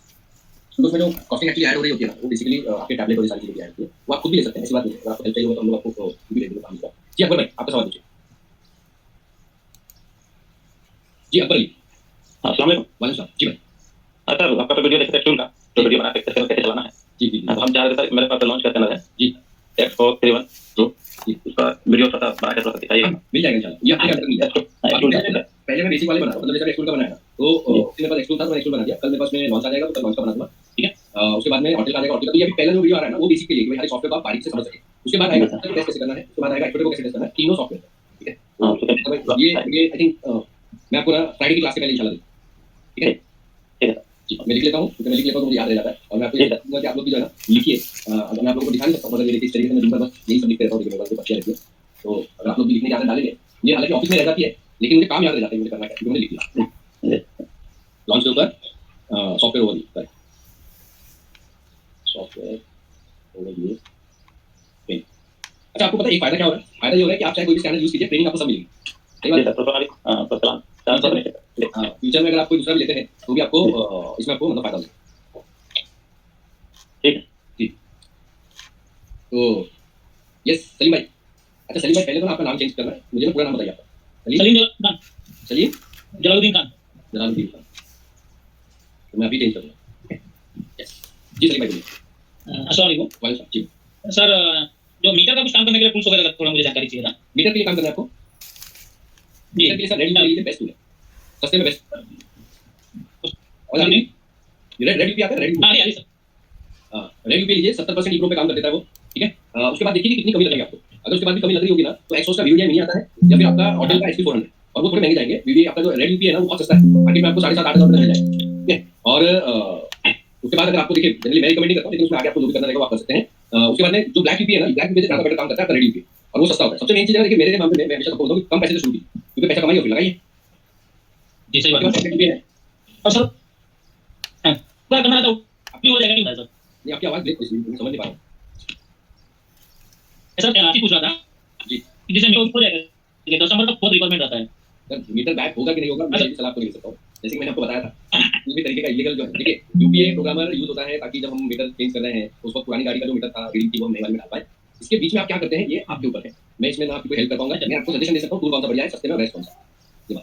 जी जी तो उसका वीडियो वगैरह कुछ मिलेगा, कुछ पीडीएफ एक काम करना, किरण के साथ कनेक्ट होंगे ना, किरण के साथ मेरी टीम में, नहीं कनेक्ट तो नहीं होता। मेरी टीम में से फोन पे बात हुई होगी ना आपकी किसी से? नहीं सर खाली मैडम से बात। अच्छा ठीक है, मैडम को बोलिएगा किरण जी से बात करा दीजिए। किरण जी आपको पूरा एक्सप्लेन कर देंगे कि वो किससे बात करनी है, हम आपको कनेक्ट करके दे देंगे उस पर्सन से। आप उस पर्सन से बात करके जो है ना आगे का पूरा जो भी सिस्टम है आप समझ सकते हैं। बिलीव मी, मैं आपको बस रेफरेंस दे सकता हूं, उसके आगे और कुछ नहीं है। आपको जो भी चाहिए होगा मीटर से आपको हेल्प करें। हां जी ठीक है जी जी ठीक है, थैंक यू जी। मनिंदर जी बोलिए। तो सर इसमें करेक्शन थी मेरे नेम में भी, वो भी कर दीजिएगा साथ में सर जो प्रोग्राम। आपका मैंने मुझे जहां तक याद था मैंने किया हूं, लेकिन मुझे याद ही आपका MONINDAR नहीं sir MOMI MOMI ji sir NDAR MOMINDAR Monindar. Yes sir okay, मुझे लगा मनिंदर नाम। कोई बात नहीं, ठीक है, थैंक यू जी। राशिद भाई बोलिए आपका सवाल। वेलकम जी राशिद भाई। सर मुझे पूछना था, मेरे पास अभी बीएसएक्स कंप्लीट किया है और वीडियो आपने दोनों तरह हमने कंप्लीट किया। उसमें मेरा डाउट आ रहा था, देन में आपने बताया था कि आरटीएम जो है ना वो लॉक हो जाते हैं, मैं इसे जो है ना आपको लॉक कर देता है, ठीक है। अच्छा सर वो अगर लॉक हो जाते हैं वो डायमंड के ऊपर तो नहीं जाएगा वो, अच्छा रीजनरेटर के बाद ऑटोमेटिकली रिलीज हो जाएगा। हाँ तो देखिए रीजनरेट जब आप कर देते हैं तो जैसे आपने लॉकिंग कैसे होता है कि वो 2,500 आरपीएम पे ही लॉक करता है, उसके ऊपर जाने नहीं देता। तो जब आप गाड़ी चलाएंगे ना नॉर्मली, तो उसमें होता ये है कि गाड़ी चलते वक्त जो है ना आपको फील होता है लोड के टाइम पे। आप अगर फ्लैट लोड पे चलाएंगे तो इतना फील नहीं होगा। जैसे आप ये केस स्टडी नेक्स्ट वाले में करेंगे, 100 ग्राम सुपरफास्ट मैंने आज क्लियर किया हूं, मैं आपको देखिए दिखा देता हूं। कंपनी वाले हाथ उठा देते हैं और मैंने वो क्लियर करके दिया हूं। कंपनी वाले सीधे हाथ उठा देते हैं, तो आगे क्लियर करके दिया मतलब क्लियर करके मैंने उनको बताया क्या करना है, तो उन्होंने किया। और ये महिंद्रा कंपनी के लोग हैं जिनकी बात कर रहा हूं, जिनकी प्रॉब्लम ने सॉल्व किया, तो महिंद्रा की कंपनी से खुद परेशान। अच्छा ये देखिए जैसे कि आप यहाँ पे देख सकते हैं ना, तो यहाँ पे देखिए एक्यूमुलेटेड 100 ग्राम दिखा रहा है और सिमुलेटेड वेट जो है अभी 0.3 दिखा रहा है। ये देखिए AOLD करेक्टेड वेट इन सूट लिथियम 100 ग्राम, ये 100 ग्राम को 0 पे लाके दिया हमको। देखिए नीचे जो है ना यहाँ पे जब ये नीचे आ जाता है टोटल प्रोड्यूस फ्यूल 0.03 ग्राम है, ये दिखाई दे रहा है अगर आप देखिए तो ये इतना करा के दे दिया हमको। तो क्या होता है कि अच्छा हाँ ये जैसे कि 100 ग्राम है ना, तो जैसा आप पूछेंगे कि 100 ग्राम चल रहा था कि नहीं चल रहा, गाड़ी चल रही थी नो डाउट, मगर अगेन लोड पे जैसे कि जो पिकअप होता है गाड़ी का वो तो नहीं मिलता है। तो हमने उसको पूरा क्लीन करवाया है। मैंने उनको बोला कि पहले क्लीन कीजिए, उनको प्रोसीजर बताया। लोग इंटरनेट पे बैठे बहुत सारे केमिकल का नाम ले रहे हैं। मैंने मेरे ट्रेनिंग में भी बोला हूँ कि सिंपल सा केमिकल यूज कीजिए, केमिकल नहीं सिर्फ सोप यूज कीजिए, और वो उनको 100 ग्राम क्लियर करके दिया है। लोग हाइड्रोजन पेरोक्साइड यूज करने के बावजूद भी नहीं क्लियर कर पा रहे हैं। हमने सिर्फ नॉर्मल जो हमारा हैंड वॉश आता है ना, हैंड वॉश से क्लियर कर दिया। तो आपका सवाल था आंसर ये है, ये लॉक होता है लेकिन एक सर्टेन स्पीड पे सर्टेन आरपीएम पे लॉक होता है, इसलिए ताकि कस्टमर को जो है पूरी तरह से डेड नहीं मिले, क्योंकि ऐसे में वो अपने घर तक जा सकते हैं वर्कशॉप में इस तरीके से। अभी तक एक बात मुझे थी और यूरिया का आपने किया था और जीपीएफ के वाले में, तो यूरिया खत्म होने से भी आप कहते हैं लेवल तरीके तरह जाए और यूरिया खत्म होने से आपकी गाड़ी को लिटरली आरपीएम में कोई फर्क नहीं पड़ेगा आपका। हालांकि मैंने देखा बिहेवियर गाड़ी में बहुत सारा तकलीफ आ रही है। जैसे टोयोटा आप देखेंगे तो टोयोटा में आपको सिंपली कुछ नहीं होता है, अगर आपने गाड़ी बंद कर दी ना वार्निंग आएगी, गाड़ी चलती रहेगी, लेकिन अगर आपने गाड़ी बंद कर दी तब वो चालू नहीं होंगे जब तक आप यूरिया नहीं भरवाते। और यूरिया भरवा दीजिए टोयोटा में गाड़ी आपकी ओके होगी। अगर आप समझ लीजिए वर्ल्ड में किसी भी कोने में जाएंगे सारा बिहेवियर ऐसे ही होता है, लेकिन हमारे इंडिया में एक स्पेशल जगह है जहाँ पे यूरिया भराने के बाद आपको कंपनी में जाके पहले रिसेट करवाना पड़ेगा। तो ये कंपनी अपने अपने लेवल पर थोड़ा बहुत चेंजेस करती रहती है। लेकिन टोयोटा हो गया, निसान, हालांकि BS6 2020 में लागू हुआ। मैं लैंड क्रूजर हो गई, आपकी निसान की एक आती थी गाड़ी हमारे यहाँ पे एक्सट्रेल हो गई। इनमें हम 2015 के बाद से हम लोग ये काम कर रहे थे। हमको कभी चैलेंज कई बार तो स्कैनर काम नहीं करता मैनुअल करना, लेकिन 2020 के बाद में इस पूरा क्या कहते हैं ये नहीं चेंज हो गया। तो ये थोड़ा सा कंपनी के ऊपर भी बिहेवियर डिपेंड करता है 100%। अच्छा एक और चीज पूछना था, कोर्ट के हवाले से हमारे कोर्ट में मेरे पास नौकरी के हवाले में तो ट्रांसमिशन भी इसमें जो है नहीं है ऑटोमेटिक ट्रांसमिशन डायग्नोसिस इंक्लूड है, कंप्लीट मैकेनिकल मतलब मेगाट्रॉनिक इंक्लूड नहीं है। उसका रीजन क्या है कि मेगाट्रॉनिक की जो ट्रेनिंग है वो पूरी तरह से अलग होनी चाहिए। इसी कारण से इंशाल्लाह मेरा मतलब मकसद है कि मैं शायद अगस्त या अक्टूबर के महीने में वो मेगाट्रॉनिक की स्पेशल ट्रेनिंग जो है हम करेंगे प्रैक्टिकल बेस, जिसमें हम खोल के हर कंपोनेंट दिखा पाए, हर कंपोनेंट को कैसे फिट करना है, कंपोनेंट खराब होता है तो क्या होता है। लेकिन आपका जो डायग्नोसिस होता है कि ऑटोमेटिक ट्रांसमिशन का, इसमें फॉल्ट क्या है, फॉल्ट से रिलेटेड क्या प्रॉब्लम होगी, क्या देखना है, वो इंशाल्लाह मैं इसको यार मतलब में वॉल बॉडी होता है ना, वहां पर होता है वॉल बॉडी में जब पुलिस मैन करते हैं उसमें बहुत सारी गोलियां होती हैं, वो किस जगह पे होती है और कैसे क्या तो आपका एक्चुअली जो राशि भाई ऑटोमेटिक ट्रांसमिशन में जो पूरा जो टेक्नोलॉजी है ना वो आपकी पूरी वॉल बॉडी की। और जैसे मैंने आपको बोला ना कि जो ट्रेनिंग है ना वो मेगाट्रॉनिक की ट्रेनिंग है, वो हम मतलब बाद में बनाएंगे, क्योंकि इलेक्ट्रॉनिक डायग्नोसिस हो जाता है। मेगाट्रॉनिक को जो है मेगाट्रॉनिक को समझने के लिए प्रेशर को समझना पड़ेगा, ऑयल के टेम्परेचर को समझना पड़ेगा, बिहेवियरल चेंजेस किस तरह से आते हैं जब आपका इनपुट और आउटपुट हल्का सा भी इधर-उधर होता है, वो समझना पड़ेगा। इसलिए उसमें भी क्या है कि बहुत अलग-अलग टाइप के ट्रांसमिशन आते हैं ऑटोमेटिक, एक एएमटी आता है, डीएसपी आता है, ठीक है, आपका ड्यूल क्लच आता है, सिंगल क्लच आता है। तो इसी कारण से वो जो मैकेनिकल साइड वाला पार्ट है ना, वो इस वाले में हम लोग एक्चुअली कवर नहीं कर पाएंगे। इंशाल्लाह वो अगस्त या सितंबर अक्टूबर के महीने में होगा। अगर वो कवर हो जाएगा तो वो ऑटोमेटिकली अपडेट हो जाएगा या नहीं, फिर आपको देखना पड़ेगा। आप अगर लाइफ टाइम लेंगे तो अपडेट हो जाएगा, अगर आप लाइफ टाइम नहीं लेते हैं तो अलग से भी ले सकते हैं। लाइफ टाइम मतलब क्या पहले लेना पड़ेगा, मुझे तो इसके बारे में मुझे बताया भी था। अच्छा फिर हमने क्या किया हुआ है कि ये जो अभी 3 महीने का 3 महीने में था ऑटोमेटिक इलेक्ट्रॉनिक व्हीकल डायग्नोस्टिक्स का पूरा कवर होता है। हमने क्या किया कि हमने इसी को एक जो भी लोग हमारे मतलब इसमें कोर्स में ज्वाइन करते हैं, समझ लीजिए मास्टर कोर्स, ठीक है। तो ये मास्टर कोर्स में क्या है कि आगे जितने भी automotive electronic related diagnostics related जितने भी कोर्स हम अलग-अलग बनाएंगे वो सारे इसमें ऐड जरूर होंगे। तो वो दूसरी तरफ भी होंगे और यहाँ भी। तो इसके लिए हमने क्या किया कि एक सिंपल सा सिस्टम बना दिया कि अगर आपको 3 महीने की ट्रेनिंग अच्छी मिलती है, अच्छी लगती है, तो आप इसको अपडेट कर सकते हैं आगे लाइफ टाइम के लिए। और लाइफ टाइम में इंशाल्लाह हम जितनी भी ट्रेनिंग लेकर आएंगे इसके अंदर आपको specifically automotive electronic vehicle diagnostics related सब कुछ, चाहे कोडिंग हो, प्रोग्रामिंग हो, एनीथिंग, वो सारा इसके अंदर कवर होगा ही होगा। हर टॉपिक इसमें ऐड हो जाएगा और आपको बस एक्सटेंड करना है। और दूसरा इसमें क्या किया हुआ है मास्टर कोर्स में, जो आपकी 3 मंथ्स की जो फीस है वो माइनस हो जाती है जैसे आप लाइफ टाइम के लिए अपडेट करें। तो वो आपको क्योंकि हम लोग देखिए राशिद भाई हम लोग इस चीज़ को बहुत अच्छी तरह से समझते हैं कि ऑटोमोटिव इलेक्ट्रॉनिक जो है ना ये रोज बदलने वाला सिस्टम है, रोज बदलेगा, रोज बढ़ेगा। तो इसलिए हम एक मास्टर कोर्स हमने शुरुआत मास्टर कोर्स से हमने इससे में भी ये किया, इससे में भी हमने मास्टर कोर्स पढ़ा और ये व्हीकल डायग्नोस्टिक्स और ऑटोमोटिव इलेक्ट्रॉनिक वाला मास्टर कोर्स। इसके बाद क्या होगी, जैसे जिसने अगर मास्टर कोर्स 3 महीने का लिया है और हम आगे जाके समझ लीजिए ईवी का करते हैं और ऑटोमेटिक ट्रांसमिशन करते हैं, तो टेक्नीशियन डिसाइड कर सकता है कि मैं ईवी का लूं या नहीं लूं, पहले ऑटोमेटिक ट्रांसमिशन ले सकता हूं, फिर छोटी सी कॉस्ट में ऑटोमेटिक ट्रांसमिशन ले सकता है, या फिर ये कर सकते हैं कि भाई उनको ऑटोमेटिक ट्रांसमिशन भी मिल जाए, ईवी भी मिल जाए, तो वो लाइफ टाइम के लिए अपडेट कर सकते हैं। और फिर लाइफ टाइम मतलब जब तक इंशाल्लाह हमारा ऐप आप लोगों की दुआ से चलता रहेगा तब तक हम उसमें अपडेट लाएंगे। तो अच्छा तो क्या है एक और बात कड़ी लंबा हो रहा है। मैंने पहले में किताब मंगवाई थी, शायद आपने देखा भी होगा, अपना जगदीप सिंह के नाम से हाईटेक म्यूजियम के नाम से चला रहे हैं। तो मैंने पता मुझे नहीं था, तो मैंने एक किताब उनसे परचेज कर लिया था पहले। तो जैसे कि अभी माशाल्लाह आपका कोर्स आपके पढ़ाने का तरीका जैसे सारा के मैं ज्यादा डीप कर लिया, मैं अभी तक पहुंचा हूं। अच्छा यहाँ तक जितना नॉलेज मुझे आपसे मिला है माशाल्लाह, जैसे कहेंगे कि बुक को मैंने दोबारा टेली किया तो उसमें वो सारी नॉलेज नहीं मतलब तो ऊपर पता मैंने लिखे में और कोडिंग के बारे में ऐसे मतलब ऊपर नॉलेज सिस्टम बना के बस हम काम के बेच लोगों को। अब ये बैक एंड में नहीं है, वो तो कैसे करते हैं यही बताया, कैसे करते हैं यही बताया, मुझे बताया ये वैल्यू होती है, ये होता है, तो अब कुछ डाउन आता है, सिग्नल आता है, अब कुछ लेकिन इसमें एक बात बोलूं मैं, क्या होता है ना कि मतलब सब लोगों के लिए बोल रहा हूँ, मेरी हमेशा की आदत रही है।